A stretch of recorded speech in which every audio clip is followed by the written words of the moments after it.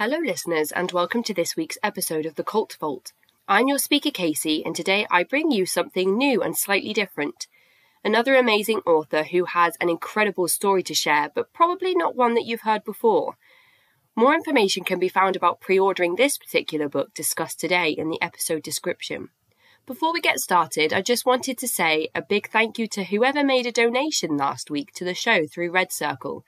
If you wanted to reach out and email me at cultvaultpodcast@gmail.com, I'd love to be able to put a name to the donor and thank you properly. Also, thank you to the very generous Heather, who has increased her Patreon pledge this week. You bunch honestly floor me weekly. I'm so grateful for all of your continued support of the show. Thank you so much, Heather.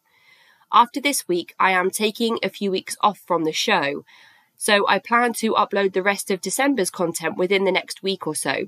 So if you do like to binge, don't listen to too much because there won't be a new episode until the first Friday in January 2022 when I've released these final episodes.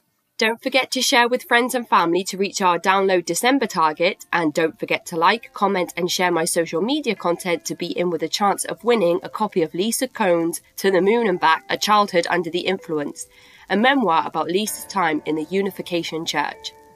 Now I am so pleased to bring to you all Schneider.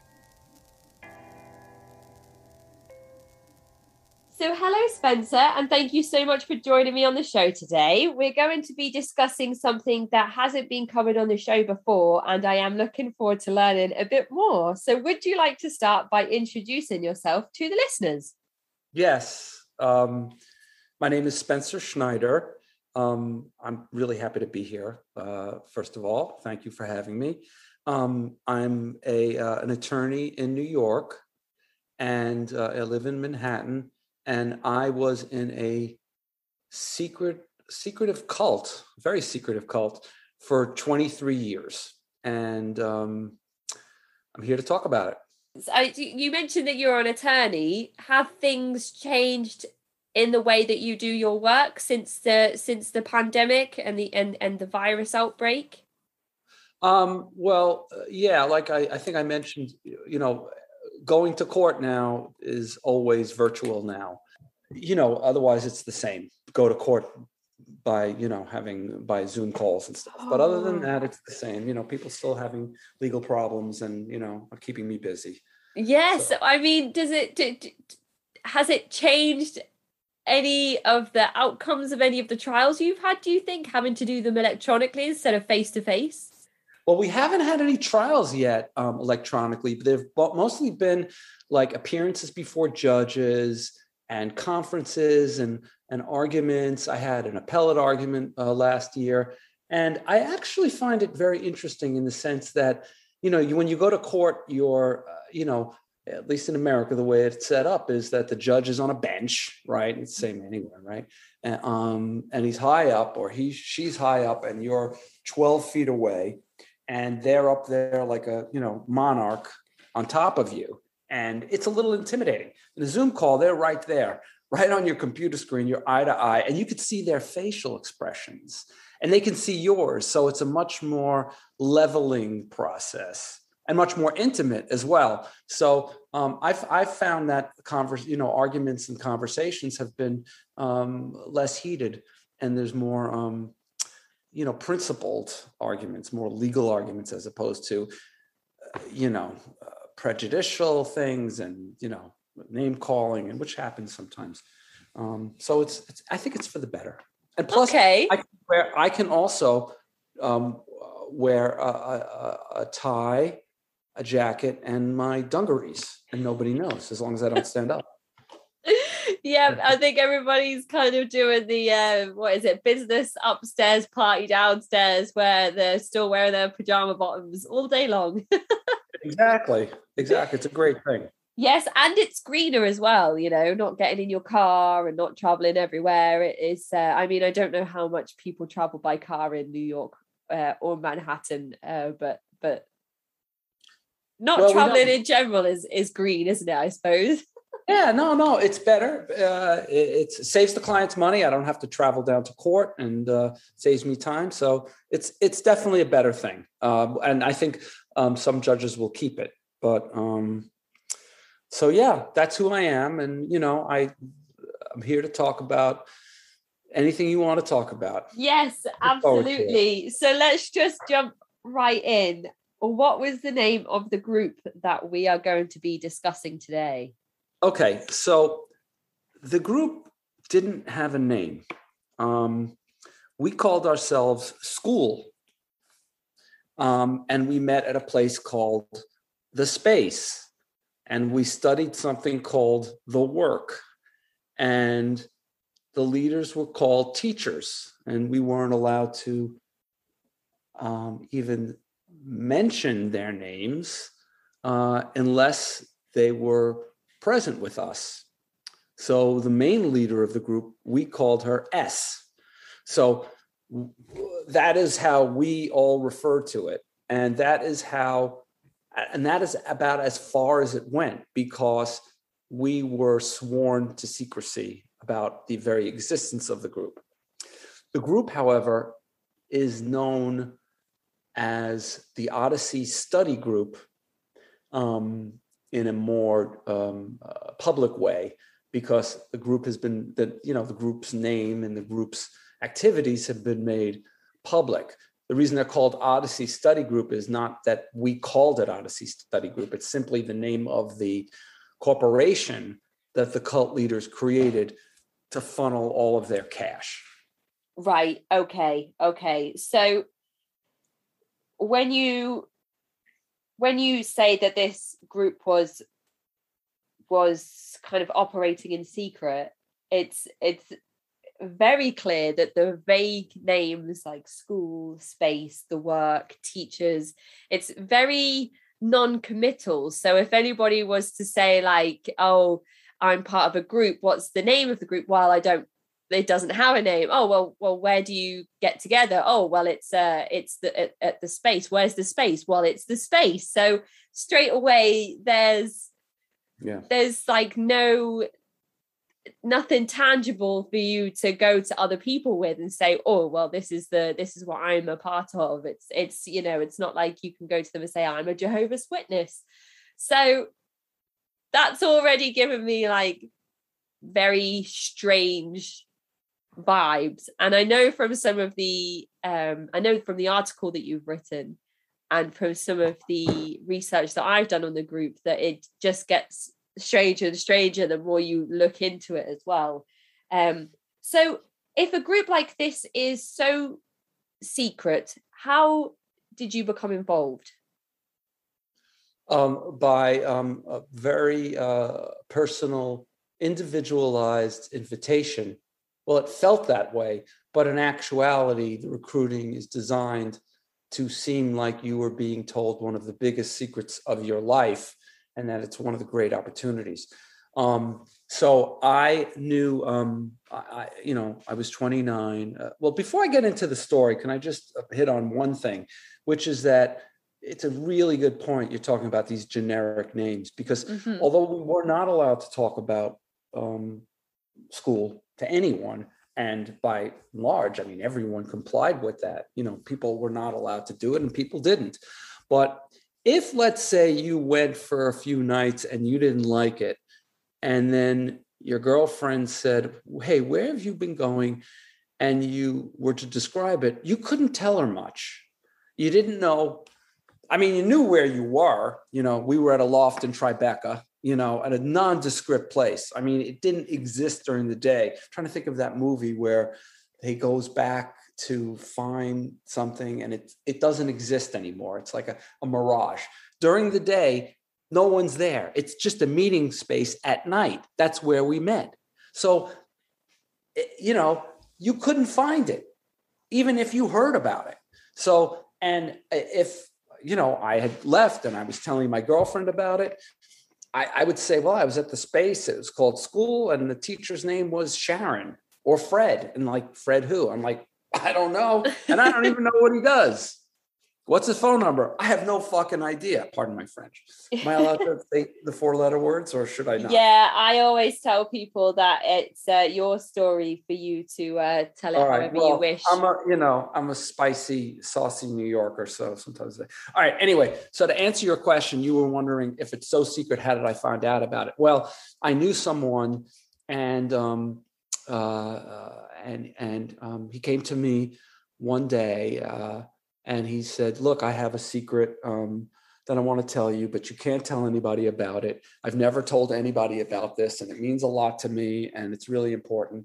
And, he got me in to meet him at a bar in Manhattan. I was 29. It was July of 1989. And, I was very interested to find out what he had to say. I thought he was actually about to come out to me because he made it sound like it was, something like that. So I was ready for him to spill his guts, and I didn't know him that well. So I thought it was kind of weird that he was going to tell me anything secretive.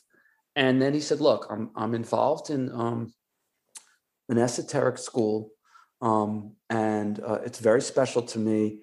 And, we are inviting people to come to experiment and check it out for a month.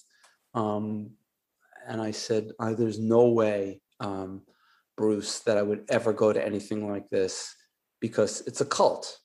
You're inviting me to a cult. And he said, no, it's not. I said, look, you're a nice guy. And I left. I got home. I felt awful because Bruce, it was so obvious. It meant a lot to him. Right. So I called him back. I said, Bruce, I'm really sorry. I didn't mean to call it a cult. I'll listen to you. So I met him, and he said, look, I said, look, I'm sorry I insulted you and your group, and tell me more about it. He said, well, it's based upon, we meet a couple of nights a week, and it's based upon the philosophy of George Gurdjieff and Peter Ouspensky, people who I'd never heard of. I was a philosophy major. And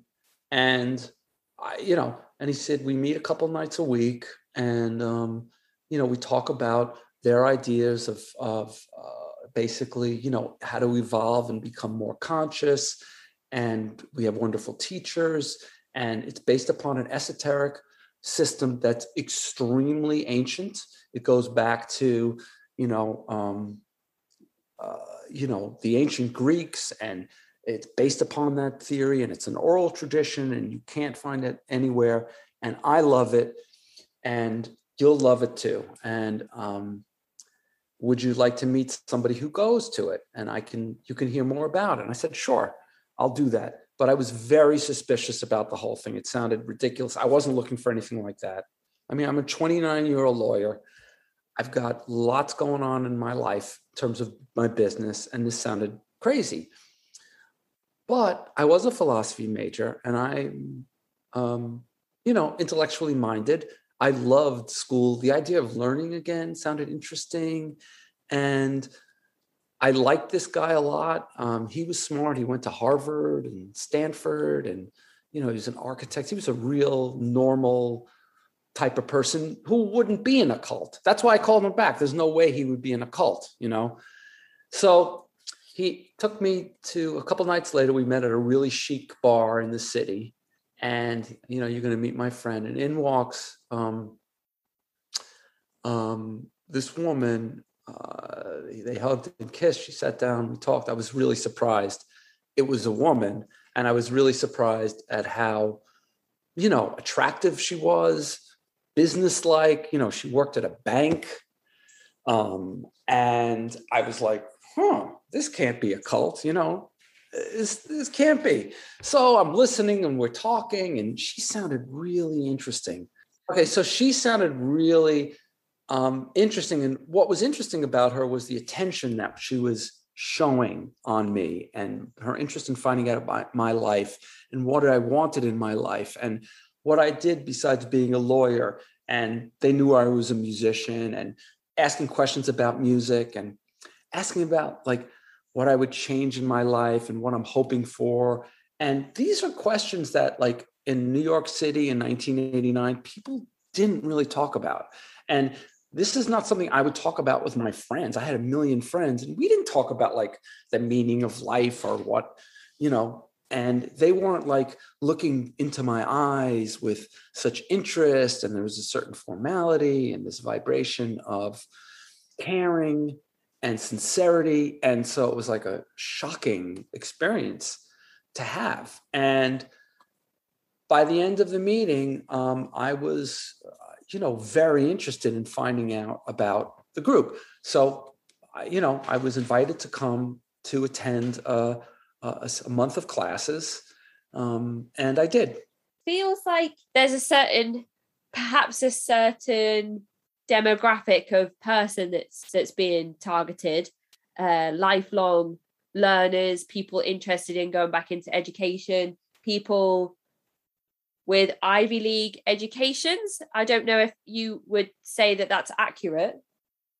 It's accurate. Yeah. I mean, I went to, I didn't go to Ivy League schools, but, I went to a great college and a great law school, top. And, they knew I did well. They knew I made a lot of money. And that was the demographic that they saw.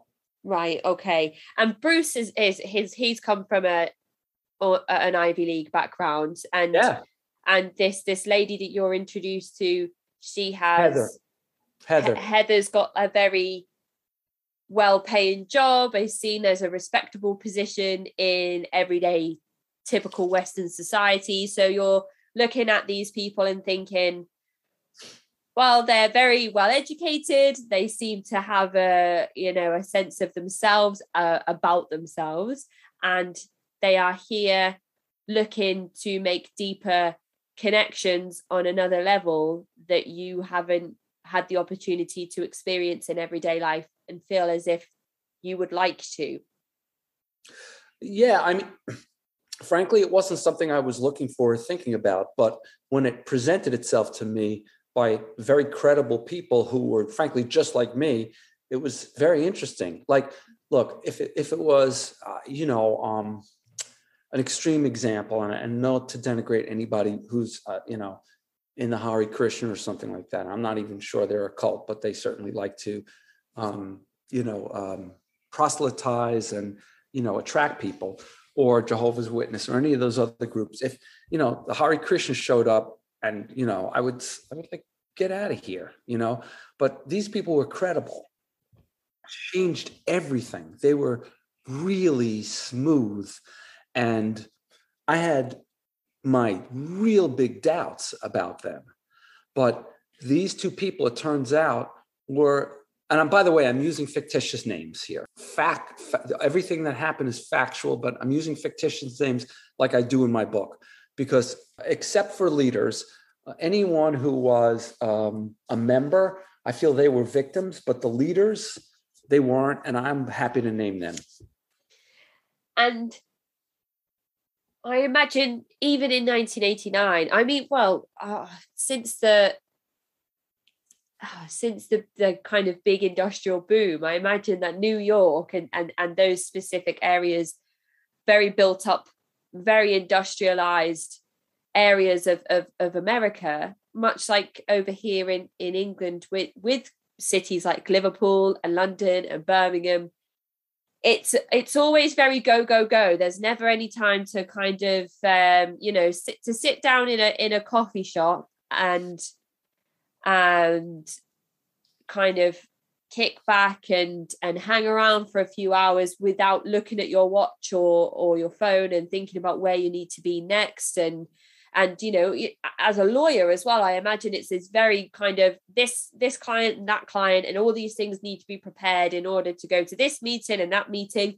So it must be kind of almost like a welcome break from all of that stuff, having this group to go to that nobody else knows about, and it's your space and you're being invited into this community that is about work and focus and yourself, and not so much about all of these things that need to be done and places you need to get to. And I always say that those things sound appealing to me when people say, oh yeah, we weren't allowed our phones with us and we were just going to go and live out in the wilderness for 2 weeks and get back in touch with nature. And you know, those things sound great on paper.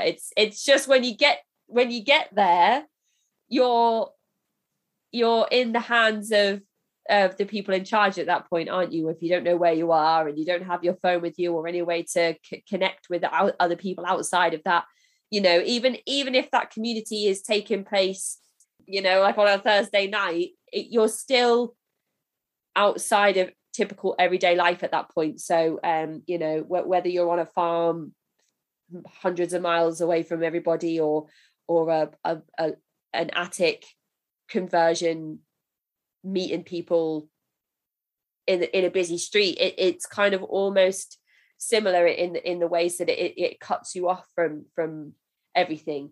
Well, that's that. If could I just jump in because you're really raising an important point, which is that the philosophy that they taught was called the fourth way. Okay, that's the Gurdjieff philosophy, and it talks about there's different ways for evolution, which is like you could go, and the first three ways are ways in which you leave society, like the way of the monk, the fakir, and then something else I can't remember. But the fourth way exists in civilization, in society, and that was the whole beauty of it, and that's why it was so attractive to a lot of people, is because I didn't have to go to a farm or a mountain. I was there, and they wanted people who lived, in New York and, had professional lives. And so this was like a secret life, a double life that we lived. And it was the best of both worlds. And as you're describing. You go with Bruce and Heather. Do you go to, is there like an initial class before you commit yourself, or is it a very slow integration before you meet the people that run the organization? How is it laid out? We already know it's all very secret, so I'm wondering if you're kind of funneled in very slowly or if you're thrown into the deep end. You are funneled in so slowly because they didn't trust anybody. So they just told you what you needed to know and when you needed to know. And my 23 years of being in this cult was all about secrets and lies that were kept along the whole way. And that's the way it was designed, because the leaders did not want they were very frightened. They were very paranoid and scared of things. And to this day, people will deny its existence and are afraid of the authorities, frankly, which is an interesting thing. But to answer your question more directly, what happened after that was I had to commit to going to a month of classes. And after that meeting with Heather and Bruce that night, I was invited to, it was like, I think 3 or 4 nights later that I met Bruce on the corner in Chinatown, on the edge of Chinatown. He wouldn't even tell me where we were going. I mean, he just said, meet me at the subway stop. And I was like, okay, where are we going? He said, well, I'll take you there. And I'm like, holy shit, what is this? This is like so cloak and dagger. I mean, this is ridiculous. On one hand, I thought it was ridiculous. On the other hand, it was kind of fun. I was like a kid again, So we go to this, it's an area, lower Broadway in Manhattan, in Tribeca, where they have all of these fabric stores, wholesale fabric stores, and these very old buildings. And we went up in this elevator that had a crank. I mean, it was so old. It was an elevator. I mean, it was ancient. And we come up and we're in this nondescript loft, this huge loft. And there's like 60 people there who look like me. And they're drinking coffee, and there's got stackable plastic chairs, and they're about to meet. And that was the classroom. And, that was the first class. And I needed to stay there for 4 weeks, which meant two classes a week. Classes meant from 7 till midnight, twice a week. And that's how it was for 23 years. But I only committed to be there for a month. So I think it's very important to highlight those moments so that if anybody finds themselves in a situation where they are being themselves slowly funneled into a group that may end up using coercion or manipulation on that particular person, they'll be able to draw on these experiences that we discuss.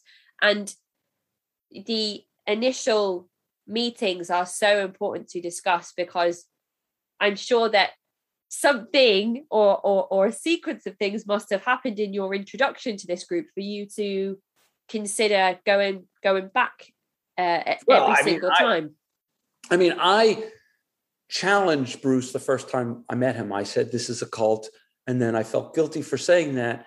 And, it became clear to me that it probably wasn't. But then when I went to the meeting after I left, I thought it was dreadful. I hated it. I thought it was a terrible night. I didn't like it. And for some reason I went back. I didn't really think it was a cult, but I just didn't think it was for me. But I did decide to go back. And there's a reason for that, and I can explain. Basically, I had made this commitment to Bruce. I told him I'd go for a month. And I just figured, I don't know, why not? I'll just go. He was kind of hounding me about going in the first place. I'll go. I have to see this guy because we worked at the same place. And I'd see him from time to time. And I didn't want to have an awkward situation. I figured I'd just go, and that would be that. And then I got a call out of nowhere. And he said, I'm a friend of Malcolm, and I was assigned to be your sustainer. And I'm going to be working with you for your experiment and here to answer all your questions about school and, and the work and everything you're going to read. And God, the guy sounded great. What a nice guy he was. He was also friendly and sweet and also Ivy educated, really bright guy. And I thought, okay, he sounds like a cool guy. It can't be that bad. So, but I was challenging them. I challenged him. I said, sounds like a cult. And they were like, of course you think it's a cult. It sounds like a cult. But what is a cult? A cult is where you get brainwashed. Do you think I'm brainwashed? He would say to me, do you think you're dumb enough to be brainwashed? I'm like, no and no. He said, you're going to verify everything. If you don't like it, you could leave at any time. You're not compelled to be here. We're not in a compound, And so I said, hey, you're right. This isn't a cult. And anytime I thought it was a cult for the next 23 years, I just said, there's no way I'm in a cult. I would never join a cult. So anyway, I'm foreshadowing a little, but it started early. They were ready. Anytime you said it was a cult, they immediately kind of laughed it off. Oh, ha, ha, ha, ha. That's what people always say early on. And that's a good thing. And that part of yourself that thinks is a cult is your enemy to your growth. So you have this initial meeting, you decide it's not for you and you're not going to go back, but then you have this conversation on the phone with this almost David. Charismatic person who convinces you that you need to give the group another try. And maybe you need to be more open-minded, and maybe it's you that's not being accepted enough of the group and the work to maybe you're not in a place where you're letting the work do what it's supposed to. So come back, try again, and see what happens. So you go back, and what's your second meeting like? Is it a bit more easier than your first initial experience? Yeah, the second meeting was better. They had different teachers there that night, different leaders. And I had already bought the study book, so I kind of knew what we would be talking about. Right. There were people there who'd been there for some period of time before me, so I was new and they didn't start fresh. So the second night, I had already read some of the Gurdjieff and Ouspensky material, and I thought it was kind of interesting. And so I was more aware of what was going on in the class. I didn't love it, but it was a little bit more interesting. But again, I was going to just finish up this 4 weeks whether or not. But I did get hooked in that first month because of a certain event that happened. Have you put any money towards the organization? Is that what causes you to go back? So, okay, so you're shaking your head. So there's no like sunk cost fallacy in that sense. There's just this obligation to these people that have reached out to you and asked you to just give it another try. Exactly. So you're thinking, I'll do these 4 weeks, and then they can't come back to me and say, you didn't give it enough of a try. You can do these 4 weeks, and once you've done, then you can say, look, I gave it the 4 weeks and it wasn't for me. But then something happens. So talk us through this event. Yeah. So what happened was that I lost my job. I was laid off. I was a lawyer. I still am. And I was laid off suddenly because the law firm that I was working for, which was a very prestigious firm, was going out of business. And so I was completely devastated by this and very humiliated, embarrassed. It was a terrible blow. I was only 29. And I didn't tell anybody in my family. I just went directly to class because I happened to have it that night. And I brought up what happened. And, like people were practically crying for me. Like there was 60 people who were so supportive and so loving.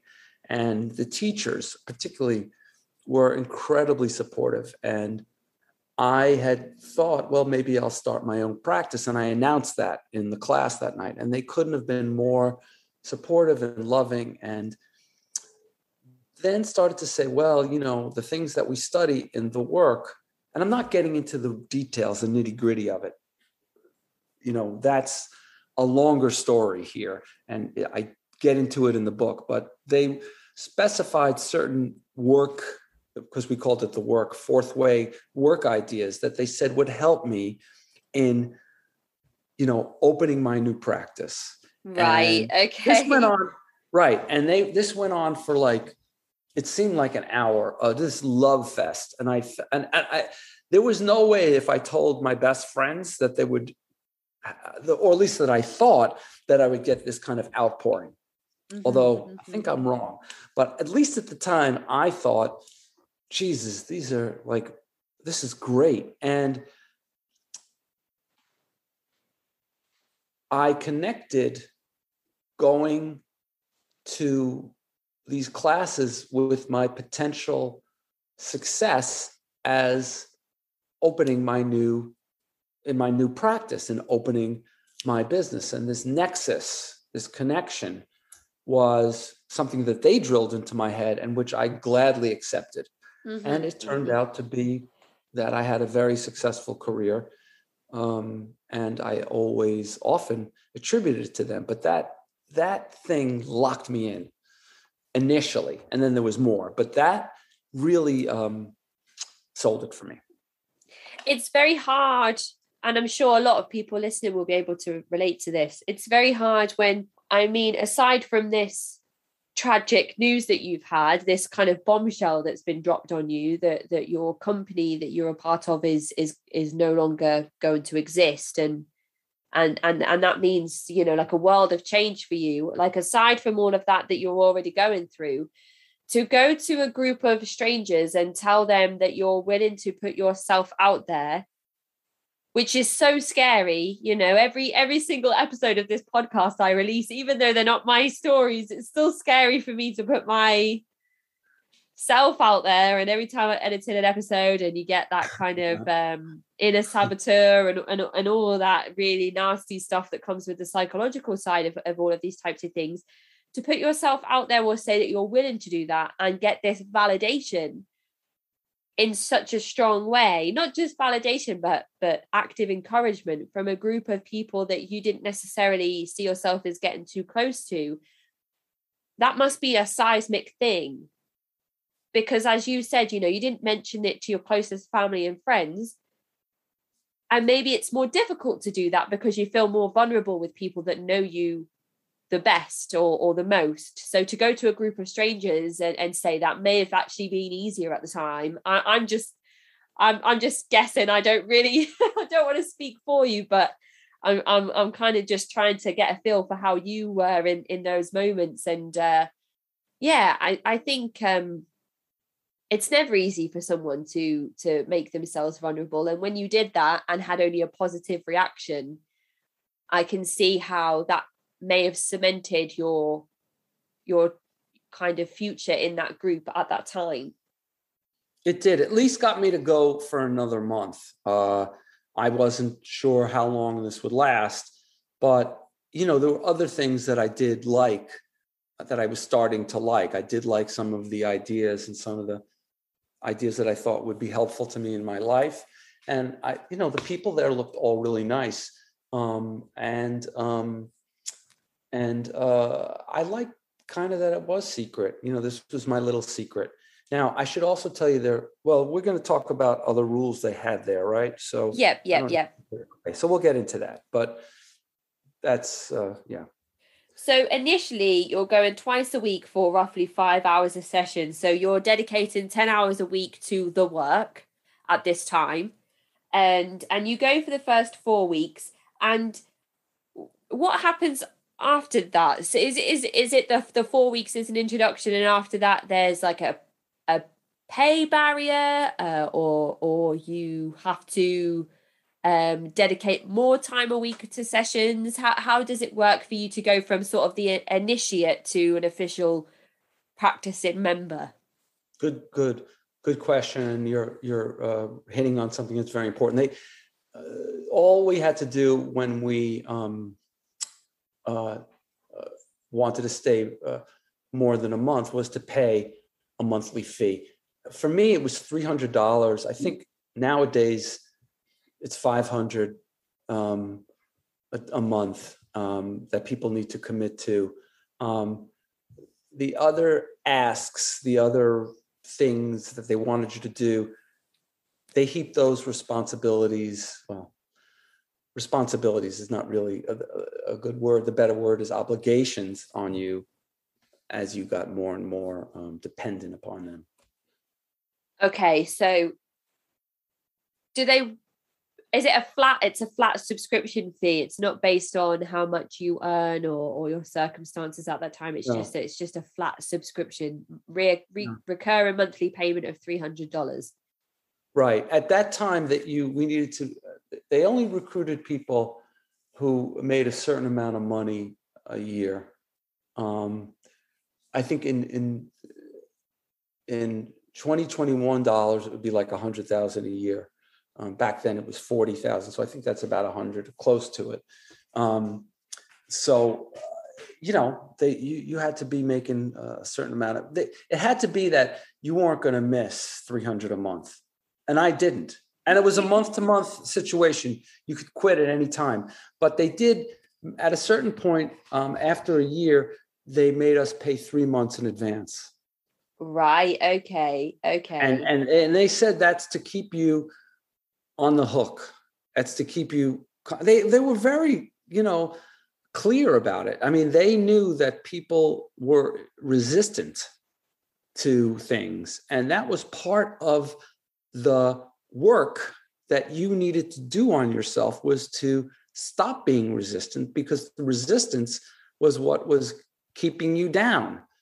So they were extremely understanding about resistance and got you prepared. It would be just like if you were in I was never in AA, but I imagine AA, they want you not to drink. And then sometimes you will fall off the wagon, and, you have good days. And just assuming that this would be the same thing, except they're trying to get you unaddicted to your life and get, sober. And their sober is being completely in their control. They're very open about it. It's not a secret. They're very open. They're very, and that was really what I thought was so, they seem to be so transparent about themselves by being open about that. So you mentioned that you're paying a $300 a month subscription. Sometimes they would have months where they asked for a few months payment up front.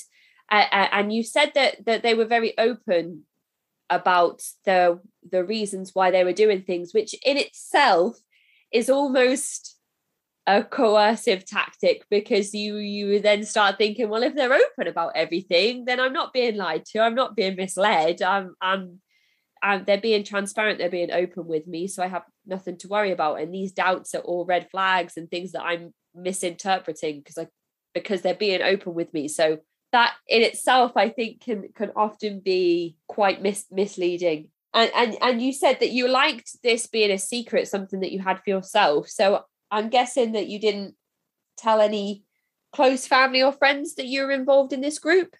Never. I never talked about it until after I left. And that's the case for everyone who's there. Never discuss it. It's a rule. It's on day one, they give you a bunch of rules, and it's like Fight Club. The first rule of Fight Club is you don't talk about Fight Club. And the second rule of Fight Club is, it's the same thing. It was the same thing. And they never explained why. I found out why later on, but they didn't explain why, and it was fine. Actually, they did. They said it's for your own benefit. They said, schools, it's an esoteric school, and an esoteric school by definition means it's hidden. And that's what we have. And talking about it also is like a leak of energy, of your own energy. Right. And, okay. It's against your interest to talk about it. And also there may come a time where you will talk about it, but you don't know what you're talking about yet, because you don't really know what it is. Okay. So we one of the things we talk about is lying. And one of the things that lying is talking about things you don't know what you're talking about. And so you really, you can't talk about school because you don't know what it is, but you have to protect school and you can't talk about it. So people were not allowed to tell their spouses. Wow. People were not allowed to tell their children, and people complied with this. It was not, obviously there was all kinds of issues with that, but that was the rules. You didn't talk about it with anybody. It's very interesting how this particular group has a way of explaining away any genuine queries that you may have, in such a way that leaves you kind of like, well, that makes perfect sense, so I don't need to ask any more questions about that particularly. I imagine as well that there could have been some kind of line around, you can't do the work if you have like the interference of family and friends. So if they don't know about it, then they can't kind of stop you from doing the work. They never came out and said that. Some of the it wasn't actually. They did say that later on. They did say that because they did say that. I'm just thinking, of instances where, for instance, a guy would come in and say, my wife is very unhappy that I can't tell her where I'm going on Mondays and Wednesday nights. And, she's very upset. And the teachers would say, well, she just needs to learn to mind her own business. And you need to tell her that you're allowed to do what you want, and it's none of her business. And you're not having an affair, and you're just doing something for yourself. It's no different than if you were going out bowling or going to the gym, but it's private, and every man and woman is entitled to some secrecy or privacy in their life. And if she can't respect it, something's wrong with her. Right. And you need to reconsider your marriage. And people would divorce their spouses before their spouses divorce them. Okay, so a lot of us versus them kind of techniques around putting the group and the work as priority above everything else, kind of further into the group. So you've had this 4-week introduction. You're then paying this subscription.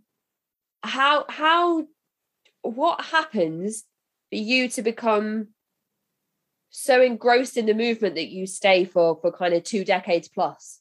The short answer is it was a community that I joined and I became a part of. And these friends that I made there were so strong, and they were so regulated at the same time. We were not allowed to fraternize with each other outside of class at all. We didn't speak to each other outside of class. We were only allowed to speak to each other in class. A lot of people, I didn't even know their last names, let alone where they came from or anything. Did you ever see each other on the street and just pretend that you didn't know each other? Exactly. We were, oh my gosh, told that if that happened, you needed to just not talk to each other. Right. Okay. And then the longer you attend and the more you think about leaving, is there a FOMO aspect then, a fear of missing out because you're no longer part of this secret community with all of these people that you then consider your friends and your allies? I'd be worried about what's going on there without me. What am I not a part of anymore? Well, you were considered an outcast. You were dead to anybody if you left. So you couldn't. They wouldn't. We were not allowed to talk to people who left. And if they contacted us, we were to report that to the teachers. So, I guess it's FOMO times 2. I've talked to a lot of survivors of the group, and the ostracization is horrible when you're a subject of it, but when you're in the group, ostracizing is your duty to do that. And so it's a very big part of cults. It's an earmark of cults, ostracizing. It's an earmark. It's the easiest one to show for this group. Among many others, actually, there's a whole bunch, but that's an easy one. So, and you're paying this monthly flat fee, but are there any extra courses that you can take at an extra price? Because I know I've just covered a group, actually, the episode that I just released today, on a group called One Taste, who were kind of focused around female pleasure and orgasmic meditation, and they had all these different. They had a payment scheme where you could just attend more and more classes and pay more and more to kind of learn all extra things on top of what you'd already learned. So I wonder if that's similar with this group. No, they didn't do that. I mean, those are the multi-level marketing, and Nixium has those things. But no, we didn't have anything like that. It was the same flat fee throughout, but they did have other expenses that they threw on us through the years that were monthly expenses that weren't really big, but added up. I mean, they started to want us to pay for the rent of the space, and then there turned out to be there was a ranch that the owner owned in Montana, and we were asked to contribute to pay for that upkeep. And then there were always other things that were very specific. The leader of the group, whose name was Sharon Gan, had people buy big things for her. She asked them, and they did. Everywhere from cars, boats, homes, furniture, you name it. People bought it for her. But that wasn't at the beginning. You had to be really hooked to do that. And it was considered a privilege to be able to be asked to give. And, she only asked people who could afford it. You've just mentioned Sharon's name there for the first time. And I think that if somebody was to sit down and listen to the first part of our conversation, there might be an element of skepticism that you're kind of making this whole thing up, because we can't go and corroborate anything that you've said until you bring Sharon's name into it. And then there's information on the internet on who she is. And actually, when you go onto Wikipedia, it says that Sharon Gans was an American actress and cult leader. So there is information available on the internet that then people can go and corroborate the information that you've given us. But up until that point, you know, anybody could say that they were part of a group that called themselves the school, and they studied in the space, and they did, you know, the work. So it's so difficult up until you bring her name into it, kind of to back up all of the claims that you make. But then it's difficult to disentangle yourself from Sharon herself, who was the founder and leader of the group. So it starts to get very muddy at that point, I think. So before we focus too much on her as an individual, what were the principles and practices of the group before you're introduced to her? When you're attending and you're paying the £300 a month, are you still going twice a week for like 5 hours a session? Is that always the same? And does that change, or when are you first introduced to Sharon? So yeah, that's a good question. So we didn't meet Sharon for about a year or so that we were in the group, and it was a complete surprise when we met her. We had other teachers. One's name was Fred Mindell, and also who else? Michael Imlay and Lorraine Imlay were some of the leaders, and so we only knew them and Minerva Taylor. We only knew them for a short, for about a year, and then I think when we were deemed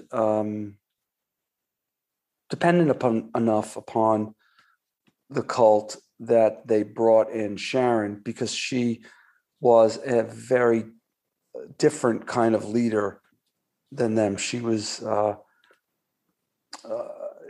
she had a very strong presence. People would have a very strong reaction to her. They didn't want you to meet her until they were sure about your position in the group. They were sure that you were a very committed, cemented person within the community. Right. I mean, we didn't look at it that way. We looked at it like we were more advanced now, and we were ready for like the real teacher. Okay. Like it was like a promotion. But to answer your question, we only went 2 nights a week, and that was the commitment as far as classes were concerned. But there were other commitments that we had to make along the way.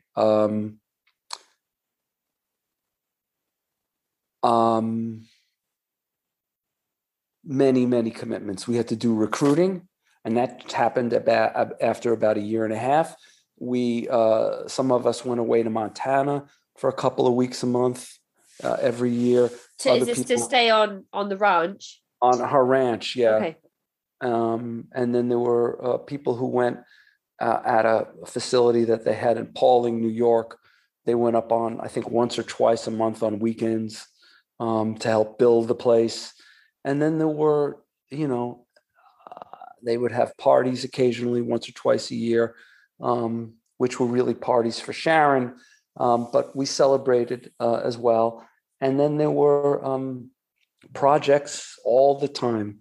There were, there were acting classes that we were asked to take. It came to a point where you basically had almost no nights to yourself, because when you weren't in class, you were doing things to prepare for class or to prepare for other things. So within a short period of time, you find maybe a year or 2, 3, you're full time. So it's like you said at the beginning, you're very slowly funneled into the core of the inner core of the group. Right. And by the time you reach that inner circle, you have no leisure time. And you're still working very much in secrecy. So the more time you ramp up spending with the school, you're also having to explain away to close people and loved ones who are wondering kind of where you're spending all your time and where you're going off on these extra projects on top of the 2 nights a week that are set aside for you to kind of have your own time in inverted commas. And it, when the other leaders would talk about introducing you to Sharon, and I don't know if when you said like S is what you would call her, Yes, that was Sharon. Yeah. So would they talk about S like, oh, you'll get to meet her if you kind of do whatever? Was that kind of ever like a promise, or? No. She showed up one night. It wasn't like we had any idea what to expect. She just showed up. This lady, this very strange looking woman walked in one night. I mean, I was like in my early 30s. Most people were in their 30s.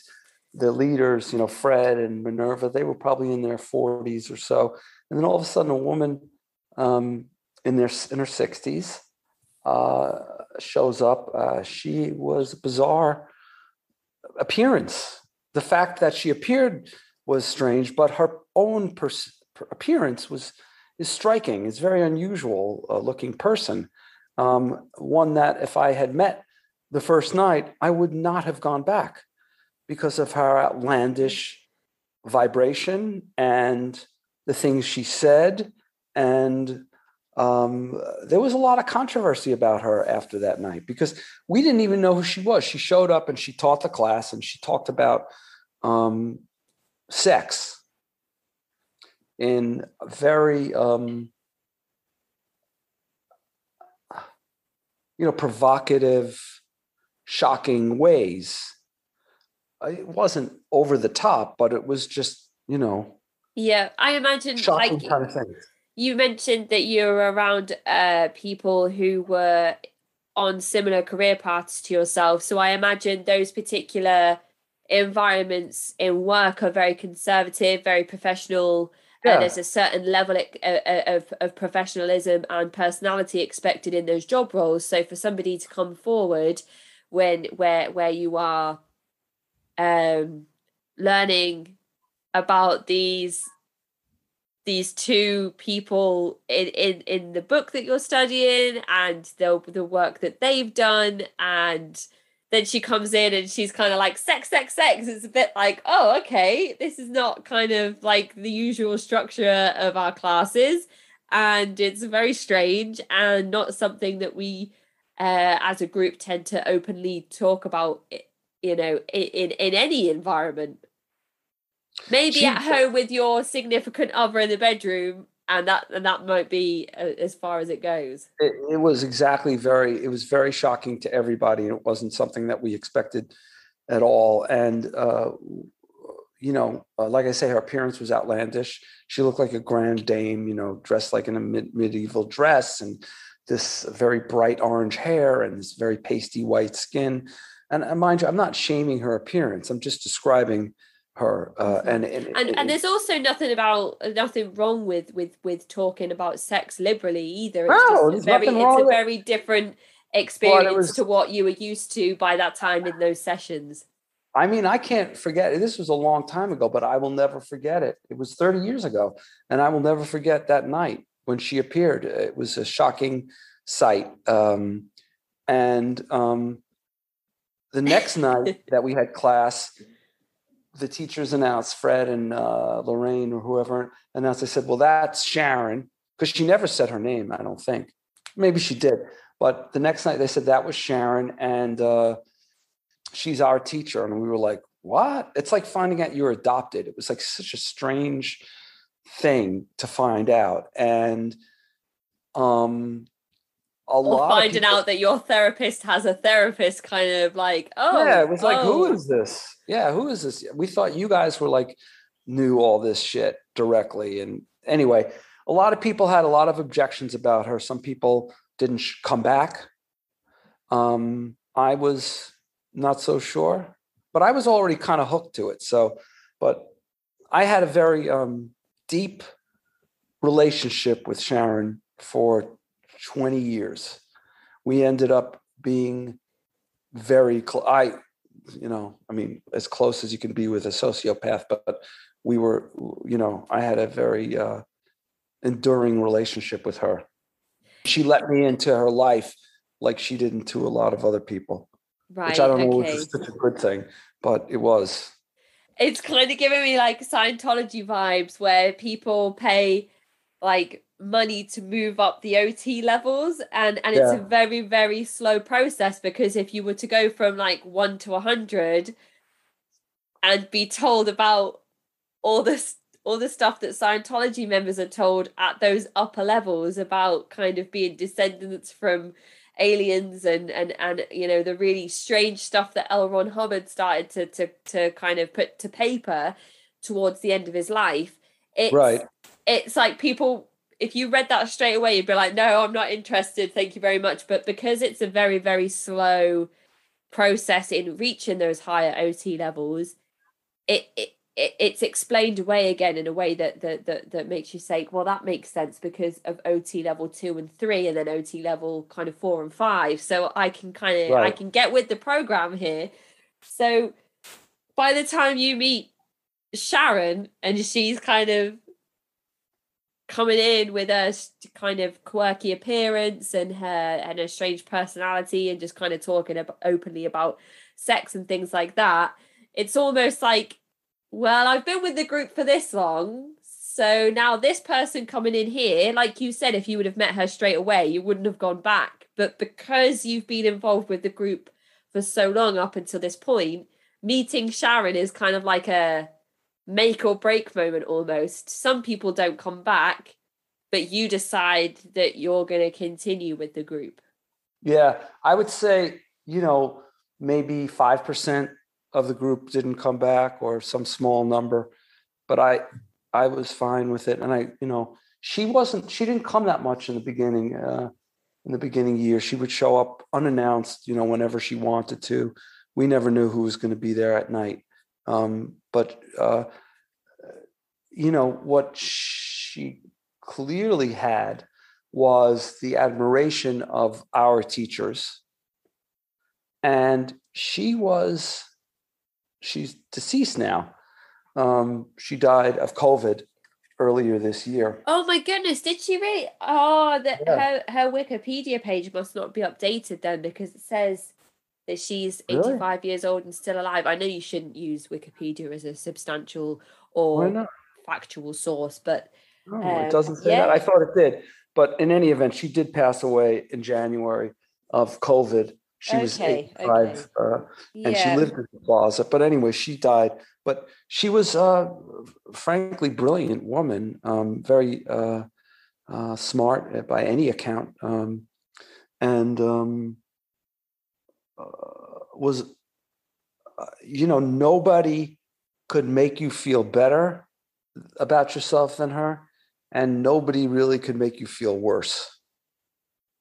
She had this ability to do that to hundreds of people, highly educated, who led this secret life of dependency and admiration and fear and terror of her.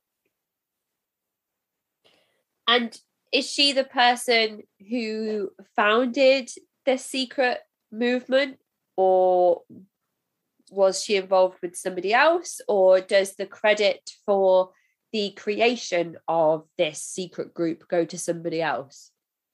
Yeah, so just to be clear, there was no internet in 1989, so I couldn't look up any of this stuff.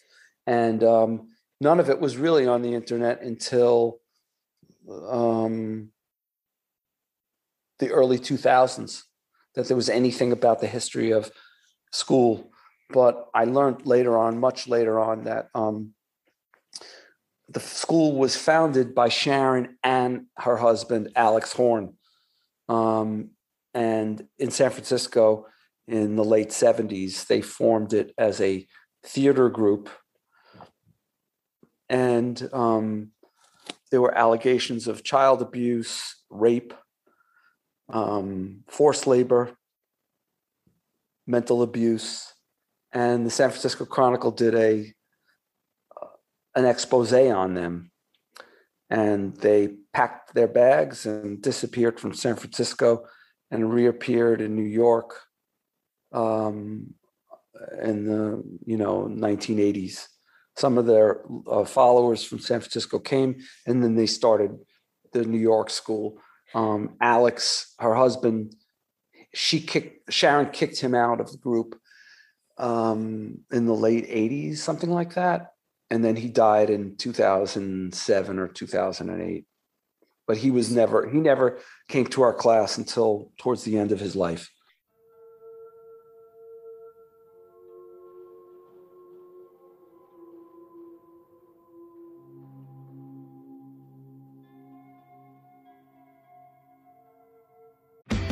Shop Mattress Firm's year-end sale and put an end to junk sleep. Save up to $500 when you get a king bed for the price of a queen or queen for a twin.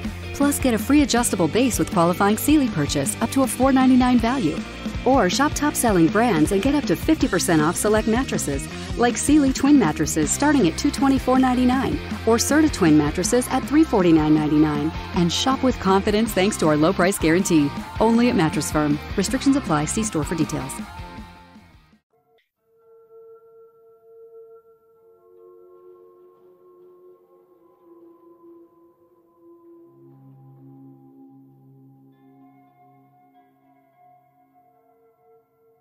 They are in San Francisco, which is almost like an epicenter for new movements, new groups,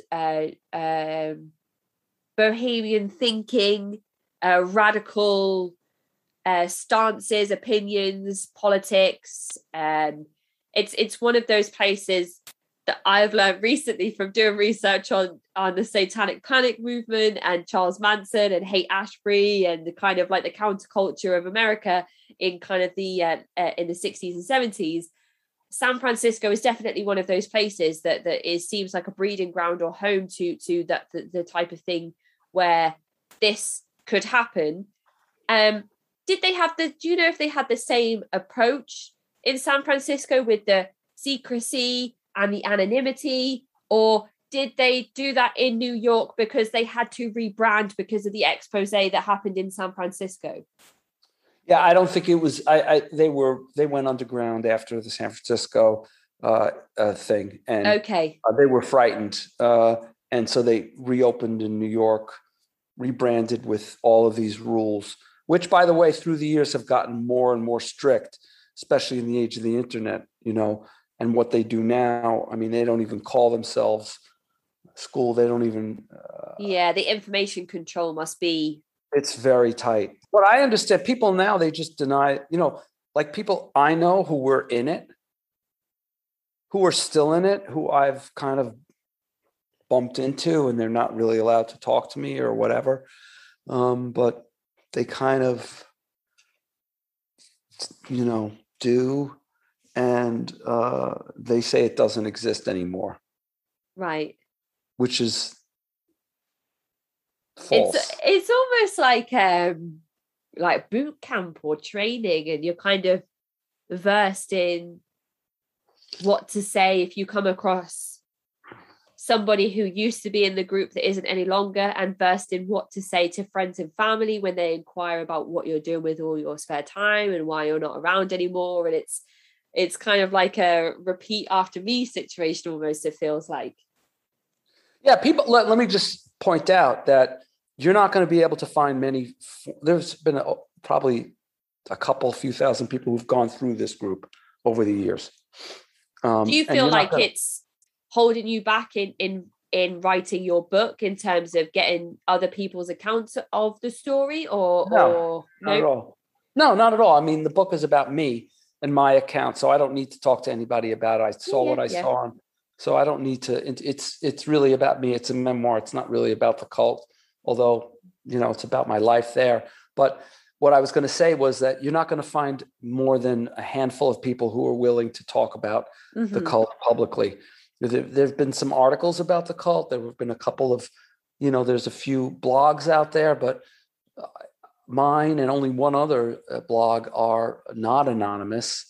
There's only been like maybe half a dozen people who've come out and, put their name out. People are afraid. Mm-hmm. I mean, that's a whole nother topic we could talk. I mean, we could talk about that for hours, why people won't talk about it. And, part of me is like, damn it, talk about it, but the other part of me that thinks a little bit more is like, well, was a trauma. And there's an enormous amount of reticence and shame to talk about any trauma. And then there's a lot of guilt and blame, but there's also a shame, not just of the trauma, but a shame that you were in a cult. And if you're like me or anybody else with a profession, it doesn't sound so good that you were in a cult. Mind you, I have had no blowback whatsoever. My clients know I was in a cult. They love me. They don't care. I have new clients. They come, it's not, I advertise it, but it's not a reflection on me, at all. There's a lot that comes with speaking out, I think. And that's often why I think these episodes are so important, because speaking out publicly might not be for everybody. That's why there's a blog section on my website for anybody that wants to write in and tell their story and remain anonymous, just to contribute to speaking out. But right, there is also active listening to these interviews where people can realize that there are things that they could be doing to improve their own situations, by listening to the experience and advice of others that do come and speak on the show. But there's a lot to be said for people that are fearful of speaking out, because it does come with a big responsibility. And again, it's that putting yourself out there and making yourself vulnerable more extremely than I think joining a group such as this one, because you are admitting to yourself, I joined this group, I went with this group, and I stayed with them for this long, and now I'm kind of piecing my life back together afterwards and having to reintegrate myself into everyday society without having this group as part of my identity and personality, and almost having to come on the show and admit to the world that this was something you're a part of. And a lot of people, like you said, are ashamed of that, which I don't. I think that is it's a stigma that we try to break down on the show, and this is when I was reading your article, this is the perfect example of, when people say, oh, who would ever be dumb enough to join a cult? Like that is like such a false question to ask people, because like you've said here, the target demographic for this particular group were people who were life learners, people who went to Ivy League education, and people who were in certain careers that would be seen as, high career paths and high attaining grades in school and further education. So when we talk about the inverted commas, the type of person that is indoctrinated or gone through the process of thought reform or that horrible word brainwashed, however you want to look at it or word it, it's not one shoe fits all. Every single person is individual, and every single person is at risk of being manipulated and coerced into a group such as this one. And your story is a perfect example of that. So even though coming forward and speaking publicly isn't for everyone, it's so important for people like yourself who are willing to come forward. And although you may feel embarrassed or ashamed of the situation that you were kind of roped into and stayed with for so long, it's almost speaking for those people that couldn't come forward themselves and tell their story. So I know that I rambled on a little bit there, but I always like to get that point across when it comes up, when there's the opportunity to kind of put that forward, because I know a lot of people will be going through the same thing about the shame and the embarrassment, and it's something that we need to try and overcome by having these conversations. I totally agree with everything you said. I mean, you hit the nail on the head. I can't add more to it. Again, frustrating for me because I want people I know who are in there to talk about it. Yes. And so they'll because I think they'll free themselves. But at the same time, who am I to tell anybody what to do? That's my friends who were there and who were out, and who aren't out. They're victims and they were abused. And part of the problem was they were told what to do and they did it. And I spend a lot of my life being very careful not to tell anybody what to do, including my son, who I have a right to tell what to do. And he needs to be told what to do. I'm just kidding. He doesn't need to be told what to do. But really, that's one of my big takeaways. I don't like to be told what to do, and I don't want to tell anybody what to do. So that's really my motto on it in terms of coming out and speaking. It's really personal. I mean, people have really good reasons for not speaking. But I'm happy to be a spokesperson for anybody else. And if they want to, I think more people, when my book comes out, I think more people will come out and talk about it. Yeah. And I think again, it will only add to the truth of the story, around the vagueness, the school and the work. When you come forward with tangible events and dates and times and experiences, that's only going to add to the authenticity of this story, and other people who haven't made their blogs named and have kept their story anonymous. So exactly. With this group, I mean, I know it was really secretive, so I'm assuming that there was no propaganda or kind of anything that was given to you to push on to the public? It was it was very secretive. There was nothing in writing, but there was a highly sophisticated,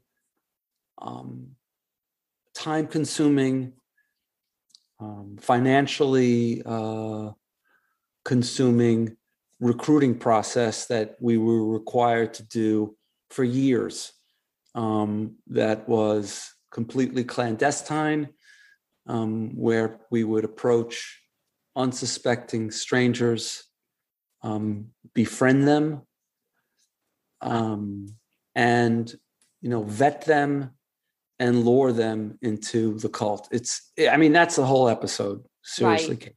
Right. That's like, it's like, you saw how they brought me. Yep.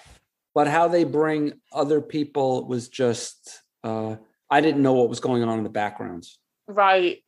So you slowly got an insight into how you were brought into the movement. Was that not strange for you? Did you not reflect back on things and be like, oh my goodness, I remember exactly when Bruce did that to me? Yeah, I did. I thought it was great because by then I was in the cult for a year and a half or two. I don't remember exactly, but I wish I remember right off the hand, but at the top, but it's in, I think it was a year and a half or something. But by then I was really into it, and we were excited to be given the privilege to recruit. And it was a very sophisticated system. And yeah, I did recognize some of it. And I thought that Bruce did a terrible job of recruiting me because it was also, clumsy and, suspicious and strange and odd. And I joked with him about it. I said, God, when I found out about how the recruiting was done, I said, you did an awful job. He said, yeah, you were a tough fish to reel in. Well, I mean, if you had so many reservations and doubts into your integration into the group, then that would suggest that the method he used wasn't as seamless as it is with, or should have been, if Bruce was somebody else from the group that applied the teachings a bit differently. Because I agree. What we've learned from these interviews with various guests is that there are very methodical and meticulous teachings and practices in place to very carefully bring people into the group by promising them everything that they are looking for in life, whether they've realized it or not, because you didn't think you were missing anything at this point.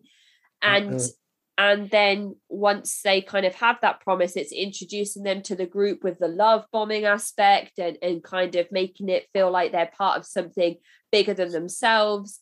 You know, whether that comes in a biblical sense or, you know, you're part of a yoga group or how, whatever form it takes. Right. So yeah, it's interesting that you had that conversation with Bruce afterwards.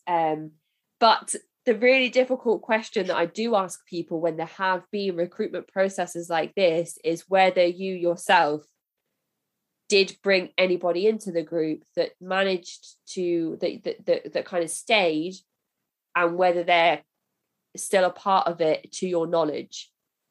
No, I was terrible at recruiting, and I never brought anybody.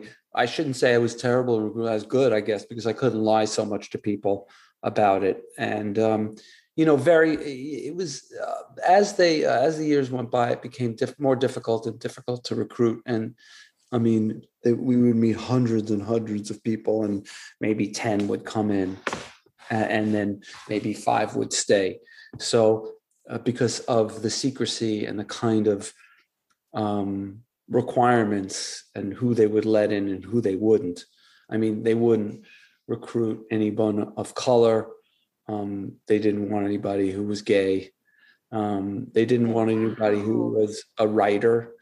They didn't want anybody who was a journalist. They didn't want anybody who would be possibly right about them. They didn't want anybody who was, you know, who was, you know, involved in law enforcement, who worked for the FBI or anything like that, or the IRS. And so they were highly paranoid, and they, you know, although they did recruit some people who were gay, and because Sharon had this idea of gay conversion, and she would arrange marriages between, you know, gay men and straight women. Sharon and her stance on relationships is something that I really did want to discuss specifically, because it has many similarities to different groups that we've spoken about on the show. But that's really interesting that you said that. So by this point, if you've been involved for a few years, it's kind of 92, 93. Yeah. And there's kind of homophobic and racist connotations and themes coming through with the kind of recruitment process and who to approach and who not to approach. And I know that the Western world has become more liberal in its approach towards people of color and members of the LGBTQIA+ community. But it's interesting that Sharon's instructions are to keep the recruitment sort of middle-class white men and women at that point. Oh yeah, I mean, she had her reasons. They were certainly racist. They were racist. That's all. I mean, that was the big reason. It was racist. And, you know, she, like a lot of racists, she said, oh, it's not racism. It's because I'm not getting into it right now, because it's like, I don't want to talk about it. I love talking about it, but it's just like a whole, I mean, we could be talking about this for 2 weeks, but yeah. I go into it in the book, and you need a little bit more background to understand how she explained it and why I and other people accepted this shit. I mean, we just accepted this. Like, we didn't, recruit Black people. We didn't say, what the fuck is wrong?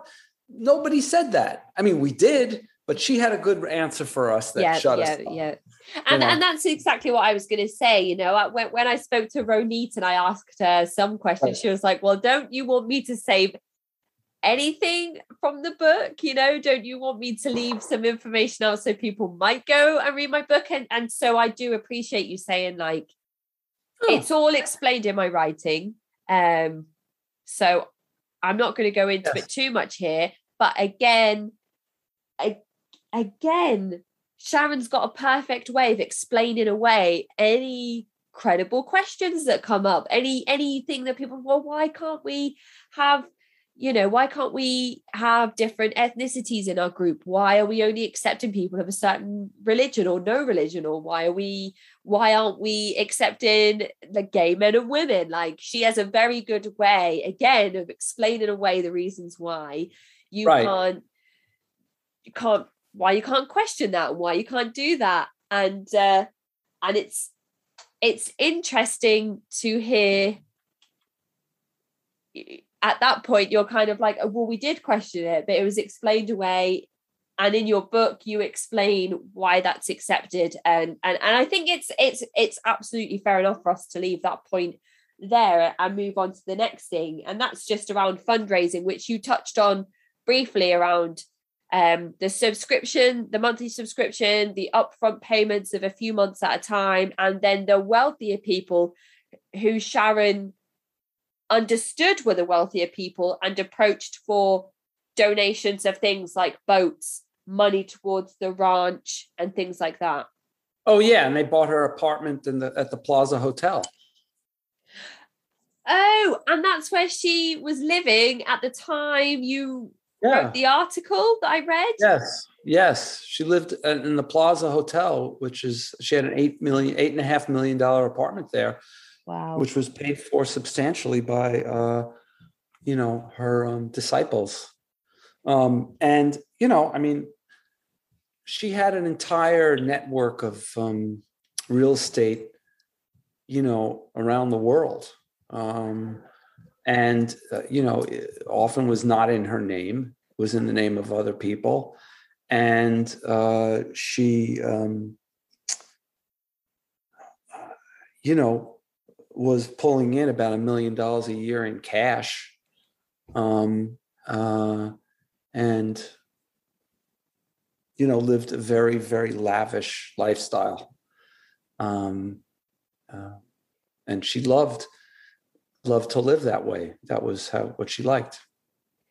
Let's talk about Sharon, who she was, where she came from, and how it must have been kind of like in NXIVM and Scientology, where there are certain figures involved that have credibility almost because of who they are, where they've come from, and the fact that there is some notoriety to their name. And I feel like Sharon Gans is almost one of those. When you look at Scientology, people are like, well, it must be credible because Tom Cruise is such a big name and he's involved with Scientology. And there's a lot around Scientology that push for people of influence to be brought into the fold. And the same with NXIVM, when people go to the workshops and they're like, wow, these people have been on telly, they've been in films, we've got famous people leading this workshop. It must be all on the up and up because these people wouldn't be involved and risk their integrity, their personality, and their public image if there was anything untoward happening. And I feel like this group could almost have had that perhaps with Sharon once you realise who she is and where she's come from, if you didn't immediately recognise her when she came to your first sessions. Well, it was actually the opposite with this, because if you knew who Sharon was, you would never go there because she had a bad reputation in the papers as a cult leader. And nobody knew about that because there was no internet. So she and Fred, we know that he was also involved with the group, and every other name we'd have known. If we knew who they were, we would never have set foot in that fucking place. No way. but you couldn't because there's no way you would have known, because you just couldn't. Even with the best due diligence, you wouldn't have known. Maybe if you were lucky. But what they did do was they hid who they were, but they established credibility with the people, with the recruiters. So like, Bruce, who recruited me, had a lot of credibility, his background. And then as you went there, they all, even the teachers, they had their own, you could tell they were intelligent. You knew they were professionals. They were of the same intellectual abilities as you. So you kind of had to trust there, but there was no Tom Cruise or any, names there. No. I guess the only reason I'm drawing that parallel is because Sharon herself is an actress who appeared. Right. Nobody knew that. Nobody knew that. Right. Okay. Nobody I guess, knew that. yeah, I know that now because I have the internet, like you said, back in the day you didn't have. So I can go and look at what it wasn't films. like she was in Slaughterhouse-Five in 1970. What year was it? 1972. Yeah. 72. Okay. This was 1989. We were all like in our 20s. How many people saw that movie? I mean, and she didn't say what her name was. So it was like, even if you saw the movie, it would be like, oh, maybe, but Yeah. So she wasn't using her Hollywood status. No, I didn't even know about it. No, I didn't know about it. Right. For a long time. I thought when I did my initial research that would be used to position herself as somebody that is trustworthy because she is kind of notable in the industry. She's won like an Obie Award and she, right. Yeah. She's been in a few award-winning TV shows. So, and she went to Berkeley, which, again, I think is Ivy League education. No, but it's a very good school. Okay. I'm not sure she actually went there. That's what the internet says. The way she put herself out was that she was this teacher of mystical ancient knowledge. And so it was the acting thing, which she did talk about later on, was not a pitch for her. Right. Okay. Brilliant. Okay. So we're not talking kind of Tom Cruise in Scientology. It's kind of very much the opposite of that. Okay, that's really interesting and great to know. And so Sharon comes to this first session. A few people are like, well, no thanks, we're going to dip out. A few people are like, including yourself, are like, okay, she's a bit odd, but not enough to kind of deter me from coming back. So I will keep coming back. How does your relationship go from that one meeting of your initial interaction with Sharon to you becoming one of her kind of almost closest confidants moving forward and spending these 20 plus years in this movement? Well, let me just say this. When you say one of her closest confidants, if any of her other close confidants were watching this, they would say, he wasn't a close confidant, I was. She had a way of making people feel that she was your closest confidant. Right. And almost like competitive amongst each other. Exactly. Okay. But that being said, I was close with her. She did divulge a lot of her life to me. And we did spend a lot of time alone. I'm sure more than a lot of other people.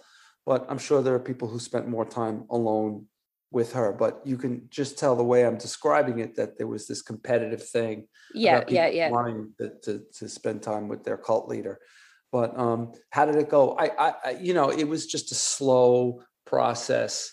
And she had this ability to, I really don't know how to answer the question. It was a long process of going from, being not so sure about her to her appearing to give really good advice about people's lives. I mean, that's what they did.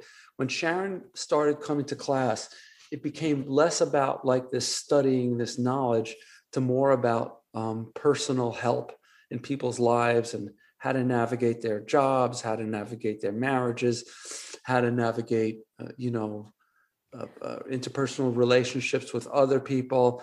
So it sort of shifted. And Sharon, was quite sure of herself on every single topic and had many years of experience in dealing with this. So, she had the answers. She's charismatic. She is coming across as if she has the answers to the questions that all of us have. How do I navigate this job? How do I navigate my family? How do I raise my kids? How do I keep my spouse happy? Am I with the right person? How do I move forward in life? These are all questions that people have, and this charismatic woman is coming across as if she has all of the answers. Yeah.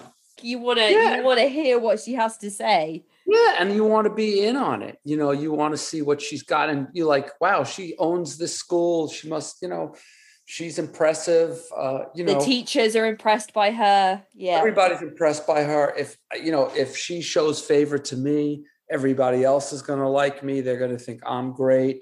She controlled, like, if I wanted to date someone in class, or they wanted to date somebody or me or something, you had to ask permission from Sharon to hang out with these people. And so she wasn't going to just grant that permission willy-nilly. And look, that was a big part of it, of being there, which was the social aspect of it. And people wanted to fraternize with their classmates. And you had to ask Sharon. And, Sharon, it became clear, Sharon was, as time went by, she would arrange couples. She arranged marriages. She, when some people had unwanted pregnancies, she convinced them to go to full term and put the children up for adoption to other families in the group. So she had enormous power. Yeah. So you only wanted to be around this powerful person. Mm-hmm, and to be kind of her chosen person as well, from the competitive aspect that you mentioned before. But there's so many things. It's like, here's the thing. I mean, this is like not so surprising to anybody. This exists. This dynamic is not a shocking dynamic. What's interesting about it is that it's all fake.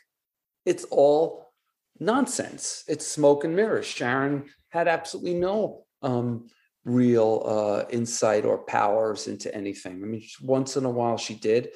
She certainly made people feel good. And I had many years there where I was very happy. Most of them were miserable, the years, but it's phony. It's not like, she was not like the queen. You have a queen over there, right? In England? We do, yeah. Really Lizzie. Queen. She's Queen Elizabeth. She's really a queen. She's born into this, family, and she does a lot of things, and there's a history, and she does her thing. Okay. Yeah. Sharon was not born a queen, but she pretended she formed her own kingdom with subjects, and that's what she wanted. But she wasn't a queen or anything. She was just a sociopath. So hang on. So there's so many things, right? Let me just go. Yeah. Sharon comes along to a few of these sessions, and then it sounds from what you've said like she becomes a regular person in your life. Like, you see her more often than not. So is she kind of at the ranch when you're expected to go? Are you spending more one-to-one time with her in the evening sessions that you attend? Talk us through how that relationship develops, and then we can talk about how she then ends up having more influence over the members to kind of do things like give up their children. Yeah. Okay. So the reason, well, she started to come to class more regularly, like once a week. So we expected to see her once a week, although she didn't always attend. That was one way we saw her more. Then she started to invite select students, like 20 out of the 60 that were in the class, to come to Montana, to her ranch for a couple of weeks, where you worked one-on-one with her, where she'd meet with us throughout the day. I mean, that's a whole nother chapter about what went on out there. But right, that was like, we would see her, for one very lengthy meeting during the day, and then for dinner, for hours, we would spend with her. The rest of the time we were working and doing building and construction projects at her ranch. But she only invited certain people to go to that. There were people who usually had more money and they could afford to go to it. And although that wasn't ever said, it was, we were told we were the more advanced students, right? Which, it wasn't until later on that I sort of figured, oh, well, they only invited, Jimmy and Mary and Bobby, and they all, make more than, Kathy and Randy, whatever.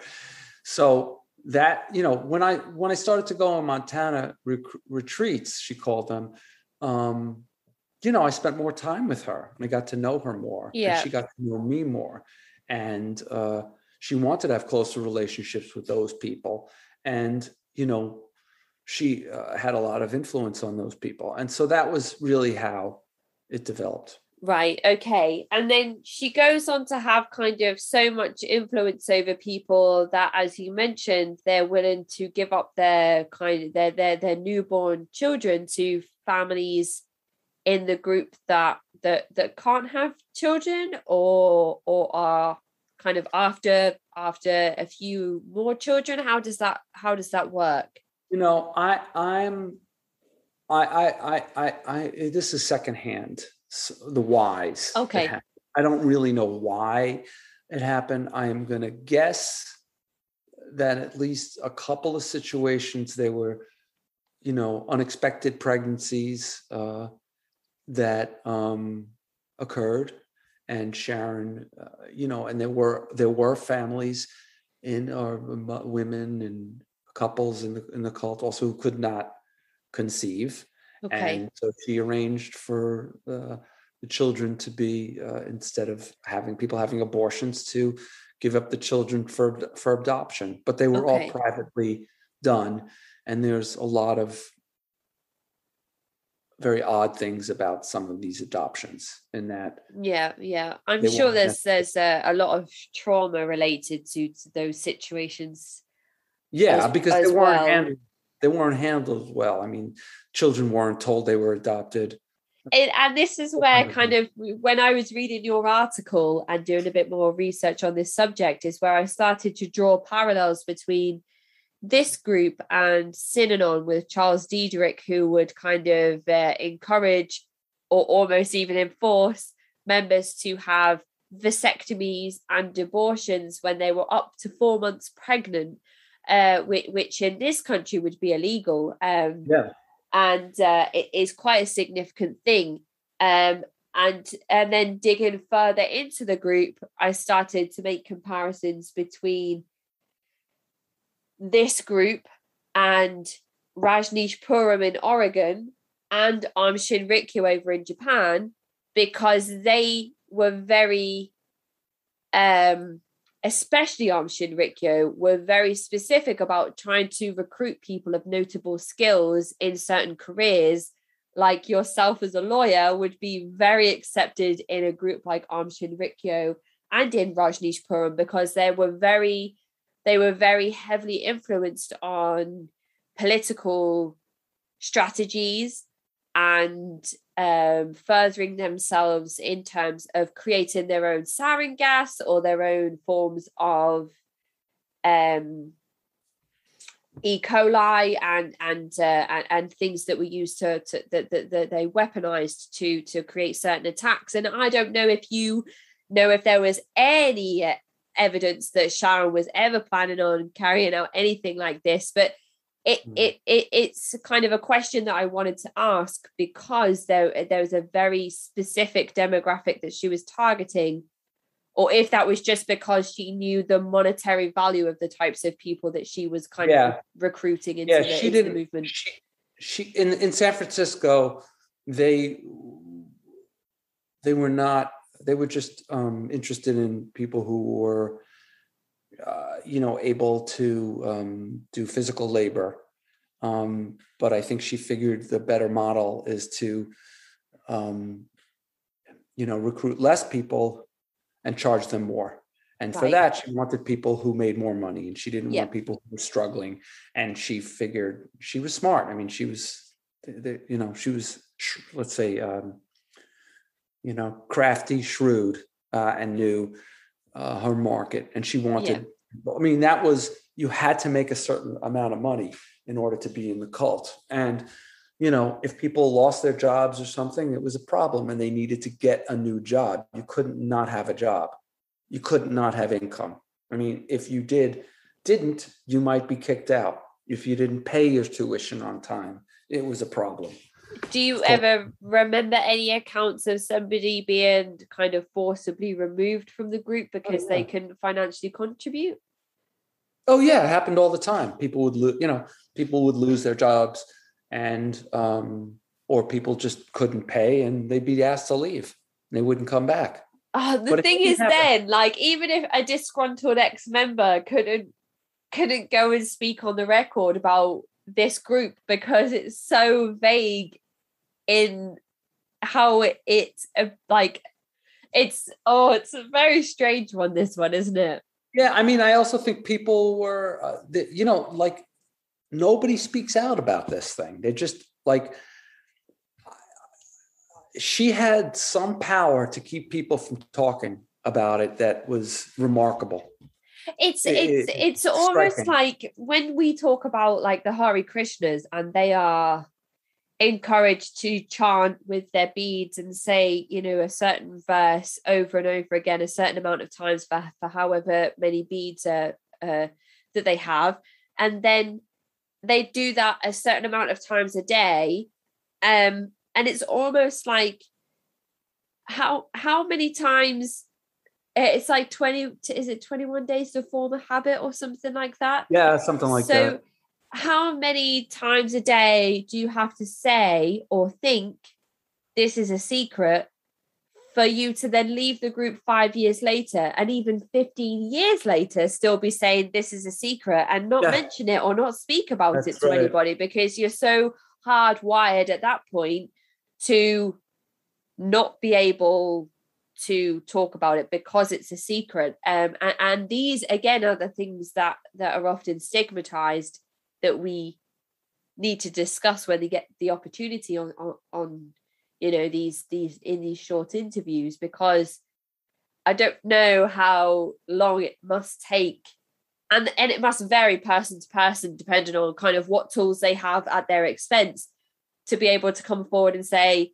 it's still a secret, but I'm still going to talk about it. And I can't imagine how difficult and strange it must be for you even now to be openly discussing Sharon and her techniques and the experiences that you had. And I don't know if there were any other restrictions in place in terms of just keeping secrets. I mean, were you expected to dress in a certain way, or were you expected to eat and drink certain things, or restrict yourself in your diet at all? No, there were no clothing or diet restrictions or relationships. I mean, were you well, we were restricted from seeing each other outside of classes unless we had permission. How would you gain permission for that? Would you go and seek a teacher and explain that situation to them? Yeah, you mean you would have to talk to one of the teachers and say, I want to see so-and-so for some reason. Usually it was like a romantic situation. Right. And what would happen if you were found to be communicating with people without permission? You'd have a problem. You'd have to, you'd be called out on it, probably humiliated in public, or, it would be you'd be ridiculed. You wouldn't do it. You'd be discouraged. There were a lot of things in place to discourage it. And also people would tell, like if I called up Samantha and asked her out on a date, she might just call Fred and say, Spencer just called me out on a date. And so they'd find out, people would tattletale all the time. There's like a public shaming and self-policing system involved in the group at this point. Exactly. Wow. Yeah. So there's a lot to navigate. Yeah, I like how I'm able to describe these things and you say, yes, it's self-policing and shaming. I don't think of those terms. I just think of it like what happened. But, that's the way the language in my head still, because I don't, I've been out for, almost 10 years, but the language of it is still very much in me. We'll get to that, I guess, about the laughter. Yeah, absolutely. But there were lots of rules. We weren't allowed to take drugs. That was one thing. We weren't allowed to take drugs. Okay. We had to be on time for class. We couldn't miss a class. We had to be on time for class. We were, there were lots of exercises that we had to do throughout the day. We had to do this thing called self-observation, where we had to write down our thoughts during the day. We were required to, 3 times a day, we were required to say a mantra 5 times a day. We had to do these things when we woke up, certain things, some exercises when we woke up, exercises when we went to bed. So your whole day is all kinds of, what's that called? What would you call that? Yeah. So, okay. So here's here's the very kind of systematic approach towards everything focused on the group. You're already dedicating so much of your free time to the group in the evenings, but now during the daytime, even when you're carrying out other activities which aren't necessarily related to the group, you're having to bring your thoughts back to the group and the mission of the group and the teachings of the group through things like saying mantras, which again is going back to sort of what the Hare Krishnas do with their beads and spending so much of their time doing the meditation. Right. It leaves up very little space in your mind for anything that isn't revolving around this group and the group practices. And so it always keeps them at the forefront of your mind, which means that there's not a lot of space for free thinking, critical thinking, doubt, questioning, because there's a list of instructions that you need to carry out and very cleverly spaced out so that there's just a amount of time left for you to, not have those questions or seeds of doubt transpire into anything more than just things that can be kind of brushed away. Right. And plus I wouldn't tell anybody about any of this stuff. Absolutely. So, the first time I told somebody about this whole group was like, a few weeks before I left. I was kind of on the fence to go. And once I told them about it, they were like, are you kidding me? Really? You're in a cult, I was like, what? But that's another long, long story. We're not there yet. That's in the book. There's a lot in the book, and we're going to talk about the book at the very end. Look, but hold on. I'm not trying to. I just want to add something about this filling up your time. Like I'm thinking, like I just told you at the beginning, it was like, oh, we went 2 nights a week, but no, it was so much more. They also had an acting class, which they encouraged us to take, which was taught by somebody who was not in the cult, but he was friends with the leader, and so that was on weekends, and then we also. We had a lot of building projects. Sharon had homes, so not me, but a lot of other people helped build. I did a lot of construction out in Montana, compound in Pauling. Sharon's had a house in the Hamptons, and a lot of people worked on that. Right. Our apartment people worked on. So these things would take a lot of time, and they were done with secrecy. When Sharon's husband was dying, I was asked to stay with him, stay at their home for nights on end as a caretaker. Sharon had me as a chauffeur. I also cooked meals for Sharon. A lot of people cooked meals for Sharon. Before classes at night, a lot of people would come early and work hours to get the class ready, and people would stay late to clean. People would spend hours on all kinds of things, laboring for them for no money. I mean, in fact, we paid them to work for them. I mean, we just labored and labored. It was quite the switcheroo. And when it came down to kind of Sharon leading these groups and kind of and taking the leadership of these sessions as opposed to the teachers that you had at first, what would you say was Sharon's leadership style? It was very different than the other teachers. The other teachers' style was much more formal and more focused on the teachings in the books, the Fourth Way teachings of Gertrude and Ouspensky. Sharon's was just a freewheeling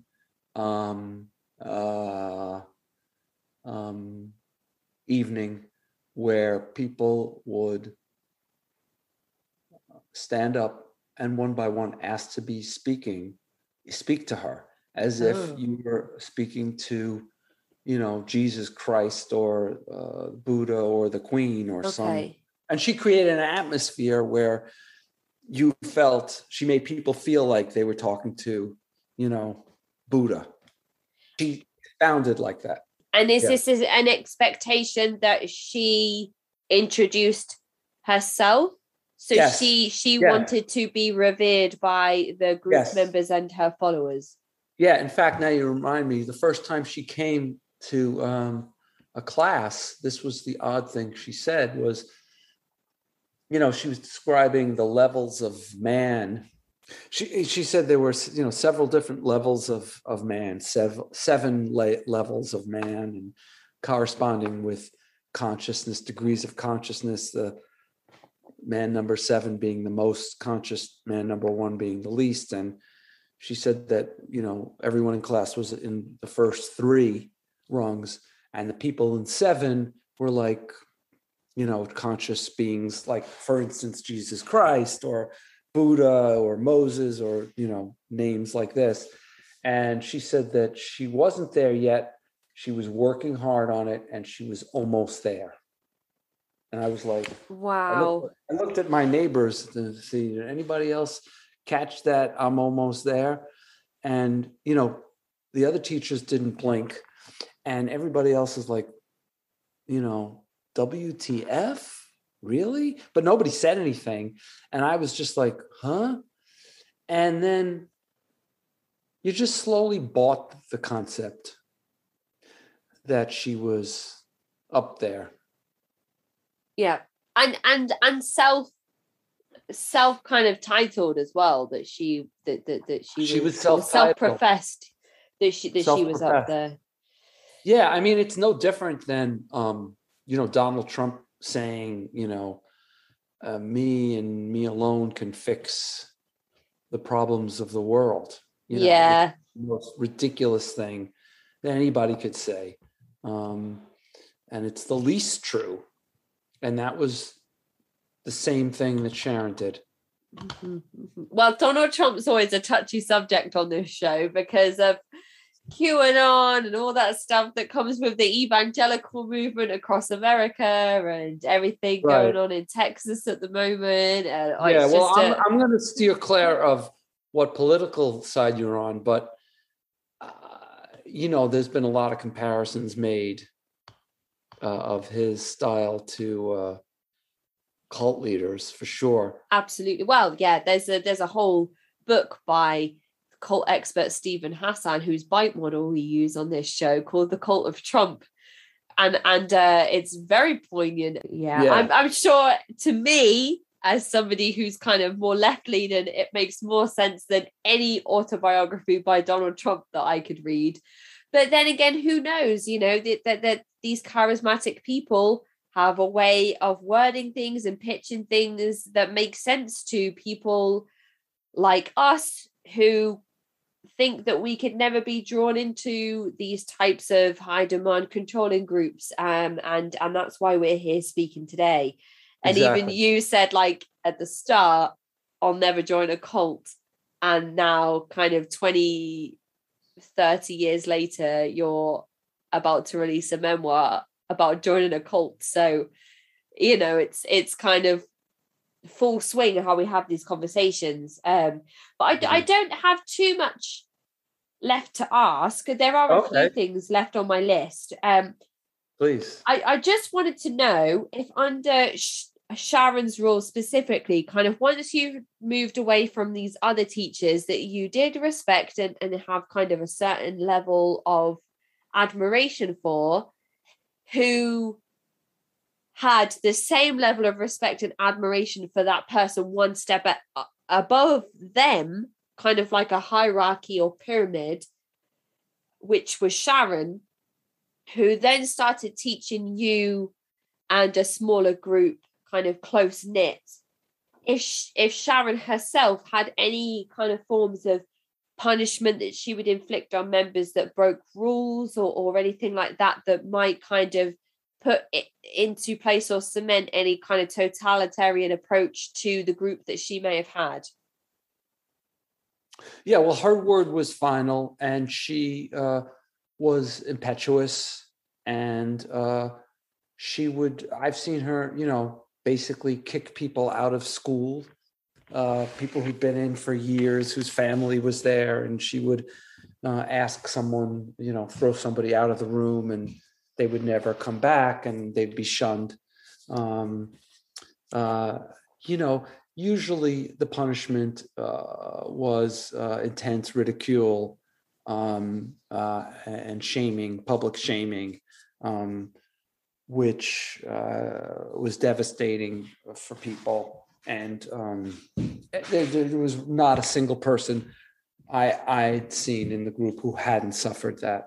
Every single person had at some point or other been publicly shamed and ridiculed. Is that something that you experienced personally yourself? Oh, yeah. Tons of times. Can you give us like a specific example of when that had happened with you and Sharon? Oh, gosh. I don't know. It was early on, like one of the first times she came, and she looked at me and she said, how about you? Do you have anything to say? And I said, no, I I'm just listening tonight. I don't have any comments, I don't have anything to say. Well, she just ripped into me and she said, she called me some names. I don't remember exactly what names, but she just ripped into me like, how dare you come into class unprepared and not ready to speak? If you don't speak at least every single time, you're going to be out of here. Now, that threat was really meaningful to me because I had been there already, a year and a half or something. I was already becoming dependent upon this place. And here she is threatening me to leave unless I come in and speak every time in class. Just say something, contribute. So it was humiliating. And I remember coming back in the next time and speaking about it. And the last time I saw her, she shrieked. I was in a very bad state at the end. I was, at my wit's end. I was spiraling down and suffering, tremendously and suicidal and all these bad things. And I'm sitting there in class. I'm sitting right in the front. And I remember sitting there, and I was just, sitting there, and she looked at me. She goes, "You're really negative, Spencer, and you need to snap out of it now." Now, it may not sound like much, but it was just the end of it for me. I mean, that was a humiliating, ridiculous statement for her to make. But I had many others. And people had worse than I did. So would you say that specific interaction between you and Sharon kind of marked the beginning of the end for you? Was that kind of where you became disenchanted slightly with the group at that point? By then I was pretty much on the way out. I mean, that was my last night there, but for the previous 3 or 4 months were really tough months for me. And the previous decade was pretty tough for me, but there were a couple of things that were keeping me in the cult. I mean, I had a marriage with somebody who was in the cult, and I was afraid that even though the marriage wasn't so good, I wanted to be in the marriage. And if I had left the cult, I would have lost the marriage. I had a business relationship with someone in the group, and that same thing would have happened. So, when that business relationship started to sour, that's about when I left the group. Okay. From what you've just said there is where I start to draw lines between sort of this group and some of the struggles that people in things like Mormonism start to face, because their communities are so insular that if you needed roof repair or plumbing, as a Mormon family, that service would be provided by a Mormon kind of roof repair person or a Mormon plumber. And if you were to have kind of one of these businesses yourself, let's say, I'm a Mormon mechanic and I decide to leave the faith and I live in a very heavily Mormon based area, I will no longer receive any, or most likely, because I don't want to assume, wouldn't then get any Mormon customers come to get their cars fixed by me as a mechanic. So in your group, you have this business venture that you are tied up with, and a marriage, so a romantic relationship as well. These are all things that add to the kind of sunk cost fallacy, but also are things that you've said, you want this marriage to work, you don't want to leave this person, so you don't want to be shunned by the group, because being shunned by the group is the inevitable end of that communication with your spouse. So you're in a very difficult situation here, and I can see why you said that kind of for the last decade plus, you're treading the line between being in the group and leaving the group. And that is such a huge amount of time for somebody to tread that waterfall. I imagine you must have just felt like you were just keeping your head like above water for that entire, like treading water for that entire time. You must be absolutely exhausted. I never thought I would leave. I thought it would be, that the cult would end. Sharon would die, and that would be the end of the cult, and I would be out. Although it turns out that Sharon did die and they're still going on, but I never thought I would leave. And most people who are in situations like mine don't leave.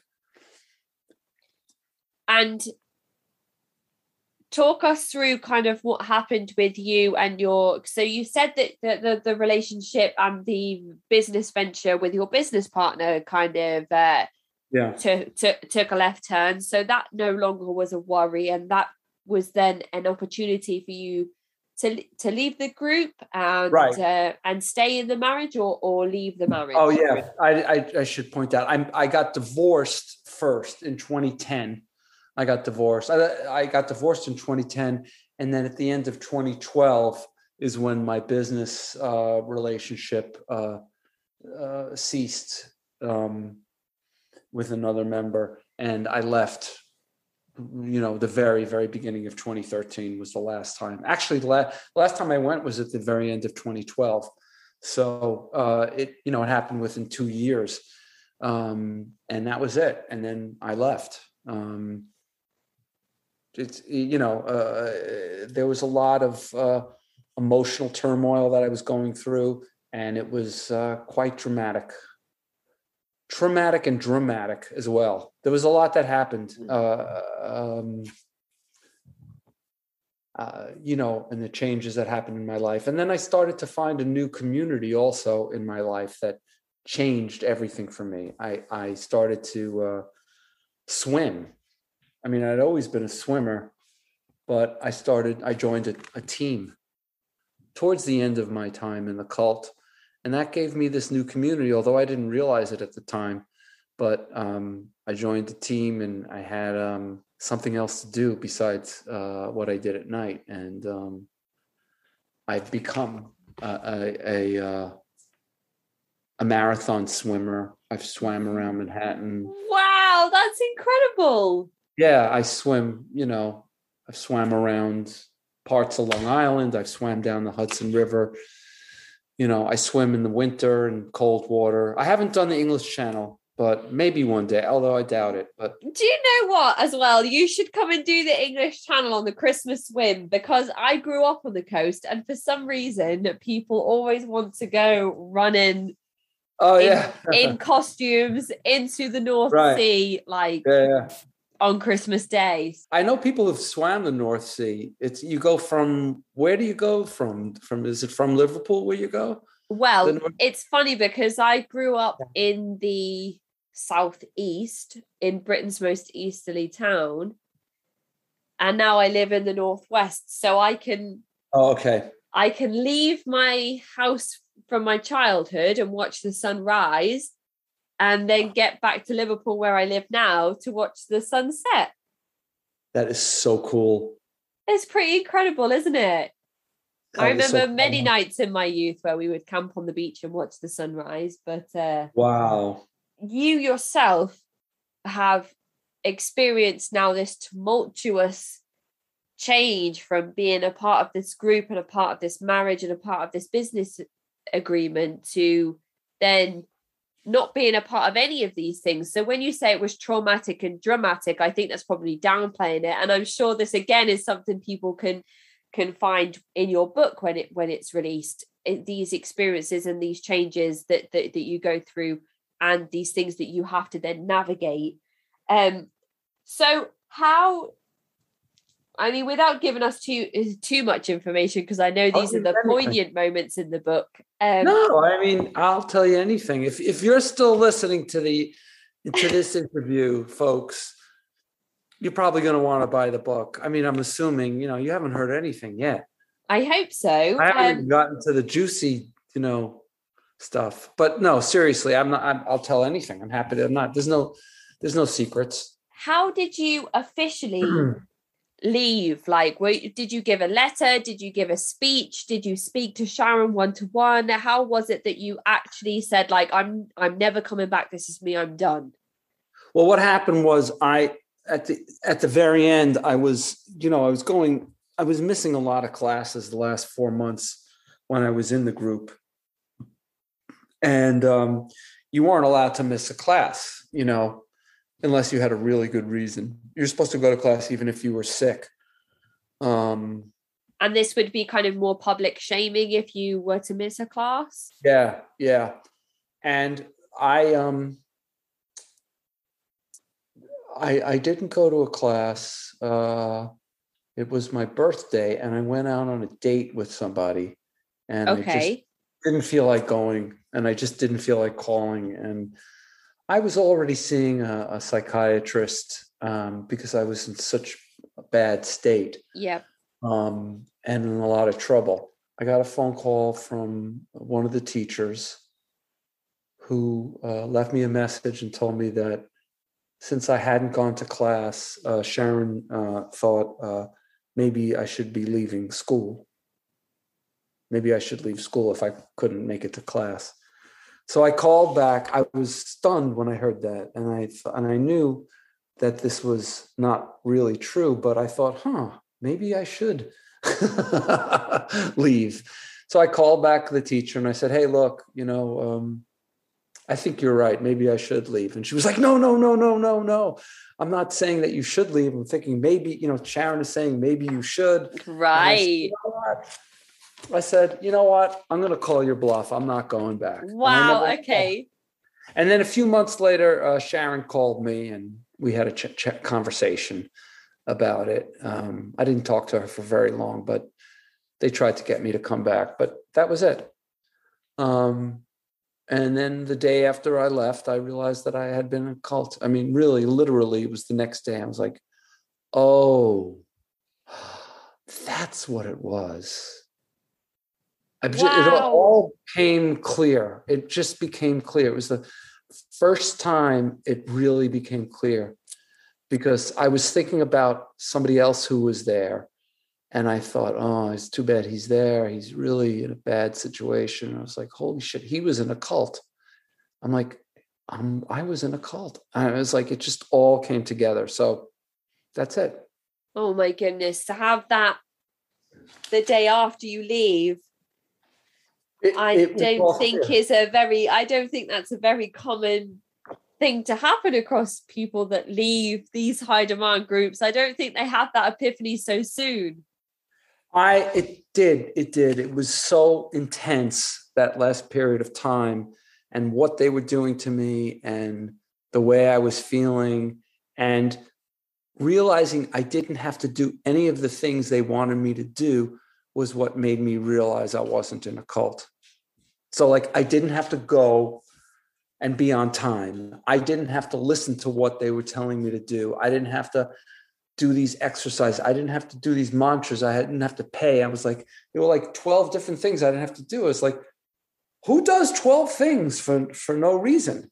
Only people who are in cults. So I figured I was in a cult. So it all came together. So that leads me perfectly like onto my next question. Like, what has life been like since you left this movement? Kind of what has it looked like in terms of recovery? And you've mentioned, you're still a practicing attorney. So talk us through kind of navigating the day where you had that epiphany up to where you are now.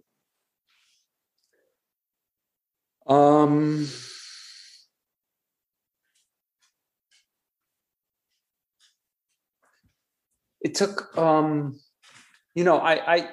when I got out, I continued to slide down. I mean, it was physically free, but I was so traumatized, and my thinking was all in, school thought. I was trying to find out, what I had done wrong. I was blaming myself for everything that happened, which is what they kind of taught. I had no self-esteem. I had really no hope. It had been drummed into me that leaving the school was a really bad thing. So now I had left school and I felt, I don't have any protection. I don't have that community of people anymore. I don't have that support. And even though I didn't really want to be there, still unconsciously, it was where I belonged, and I was having dreams about still being in school. And 10 years afterwards, I still have dreams about being there. I mean, that's how traumatic it was. And then I'd lost my business pretty much. And I had a significant amounts of obligations, and I was feeling fairly sure that I would have a lot of difficulty rebuilding the business. And, I wanted to end my life. So how did that change? Therapy. A lot of good friends that I still had. Swimming.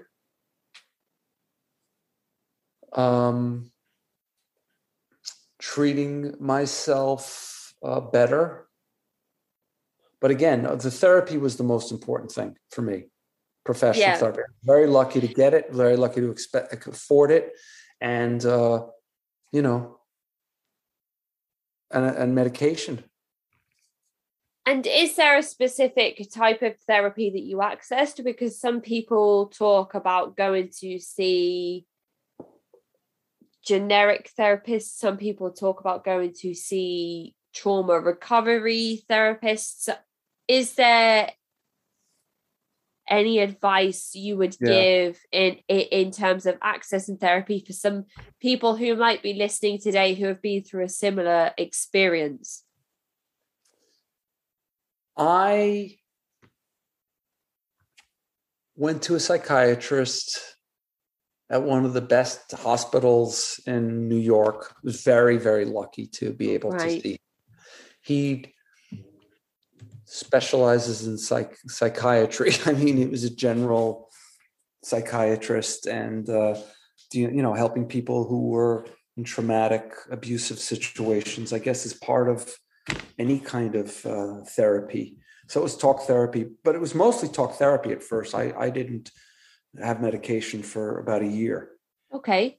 And it took a while for him to figure out things, what was going on with me. And it took a while for me to understand too. And, but I would recommend, someone who feels good, you got to go, and someone who feels right to you. If it doesn't feel right, don't go. You got to find somebody who feels really good. And just because they have a good recommendation, you don't have to go to somebody like a cult therapist, or I don't think. I mean, my guy was not. And, somebody wants to call me and I can give you my doctor's number, it's fine. But there are tons of great doctors, Absolutely. And I think...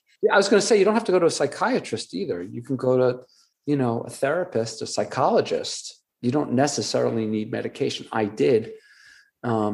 If you have suicidal thoughts, you should, immediately call up, the National Suicide Prevention Hotline immediately if you have those feelings. And you may have those feelings, 10 years after you got out of a cult. It's traumatic. It lasts a long time. I've got here on the 17th of December to release your episode, but also to include a link to the article you wrote. And I've also just wrote here to include a link to the National Suicide Prevention Hotline for America and the UK. So, yes. And also, I was going to say link if you, I don't have information about the release of the book is in July of 2022. It's going to be on Arcade Publishing. But, I guess it'll be, you can order it on, pre-order it, I guess, on Amazon, or your bookstore is probably a better place to buy it. But it's called Manhattan Cult Story. Manhattan Cult Story. So that was going to be definitely one of the questions I asked before we leave here today. Manhattan Cult Story is, you can pre-order it now, but it will be... Well, I don't know if you'll be able to pre-order it in, in 2021, but you could look out for it. And if you want to be, told when it's orderable, you can email me. And what is the best email address to find you on? For me is Spencer, SPENCER 3000 @gmail.com. Yeah, the same one we've been using. That is super. That's super easy. Yeah, Spencer3000 @gmail.com. Right. So basically, your takeaway from therapy is find somebody that feels good for you, but talking is good. Even talking is good. It doesn't have to be on a public platform like this one. It can be on a one-to-one basis with your therapist, but talking is good if you find the right person that feels good to you. And of course, if you have access to that type of recovery tool, because some of the people that we might be reaching with this podcast might not have the access to those types of resources. So if you do have access to therapy, talking therapy is very beneficial if you can find the right person for you. There's no shame in it. There's no embarrassment in it. You are literally going to talk to somebody who is qualified in listening and responding in the correct way to help you untangle all of these things that have managed to get themselves so tangled up in your mind over the years that you've been involved in these high demand controlling groups. Exactly. Yes, totally. I agree. 100%. I suppose I mean, there's so much we haven't covered. And I know that I'm going to have to go and read your book to find out like all the answers to the questions that I have. And if we were going to cover everything that I had questions for, we'd be here for days. So my last question to you is to ask you if there's anything you think that we have missed about this group that is important to relay to listeners in case they themselves come across a group similar to this one, or themselves are recovering from a group that is similar to this one. Don't blame yourself. People get conned all the time, every day. It's usually because of your good nature, your openness, your kindness, your inquisitiveness, your desire for something, your vulnerabilities, your humanity, which are all, great things that make people who they are. You got caught in a cult because you had the bad luck of getting targeted by a criminal.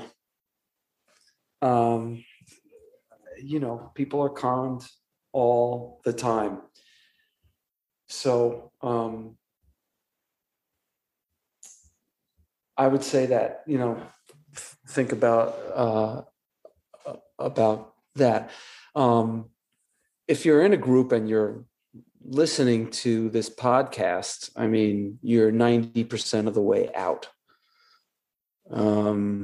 Because once you realize that you're in something like this, you can pretty much extricate yourself.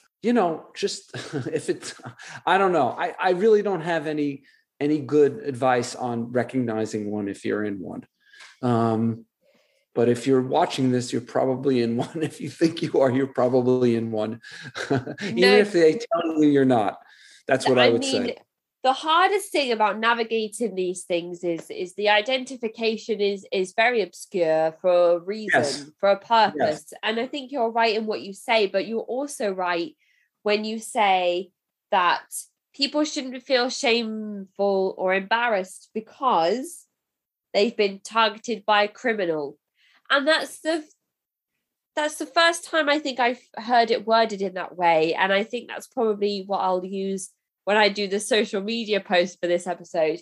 Targeted by a criminal is exactly what it is. You were targeted by Sharon, who wanted to further gain her control and power over people, put herself into a position of control to gain assets from people who have very successful career paths and monetary value, and not much other than that to Sharon herself. The monetary value itself being the crux of the reason why she pushed people so far into this movement with the thought reform that she enforced on people and the secrecy involved, because of the previous things that had come out about her and her partner when they were in San Francisco. So I think what you've said there, Spencer, about not feeling ashamed or embarrassed because these people have been targeted by a criminal, that's the most important takeaway, I think, from this episode.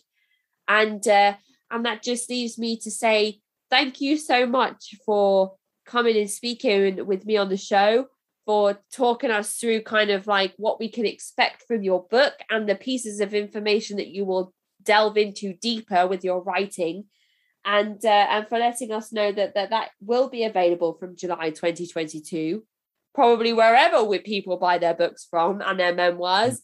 And right, if we're lucky enough, maybe we'll even feature it on the podcast, because each month we run a monthly memoir giveaway.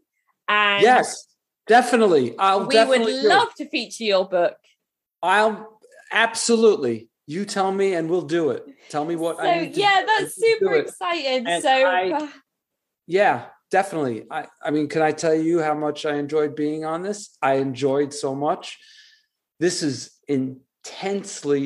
I told you this is the best podcast on cults. And now I know, because of your deep dive, deep interest, and your exceptional knowledge and perceptions on it. And I'm really just delighted to have been interviewed by you. Thank you so much, Spencer. It's a privilege to have had you here today to talk to you at length about your experiences, to learn more about Sharon Gan herself and this warped kind of group that she created, and all of these very intelligent, intellectual,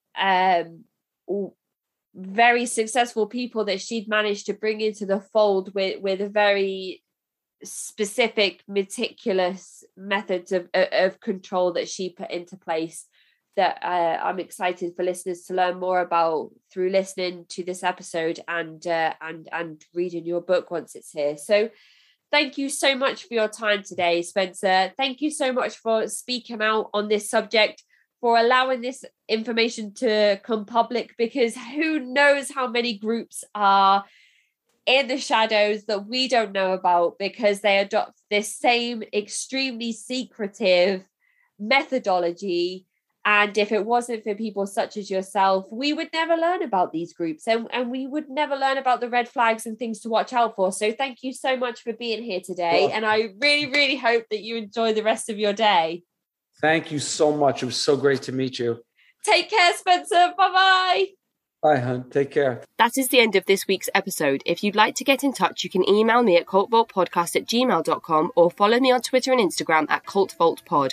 I'm your speaker, Casey, and this has been the Cult Vault.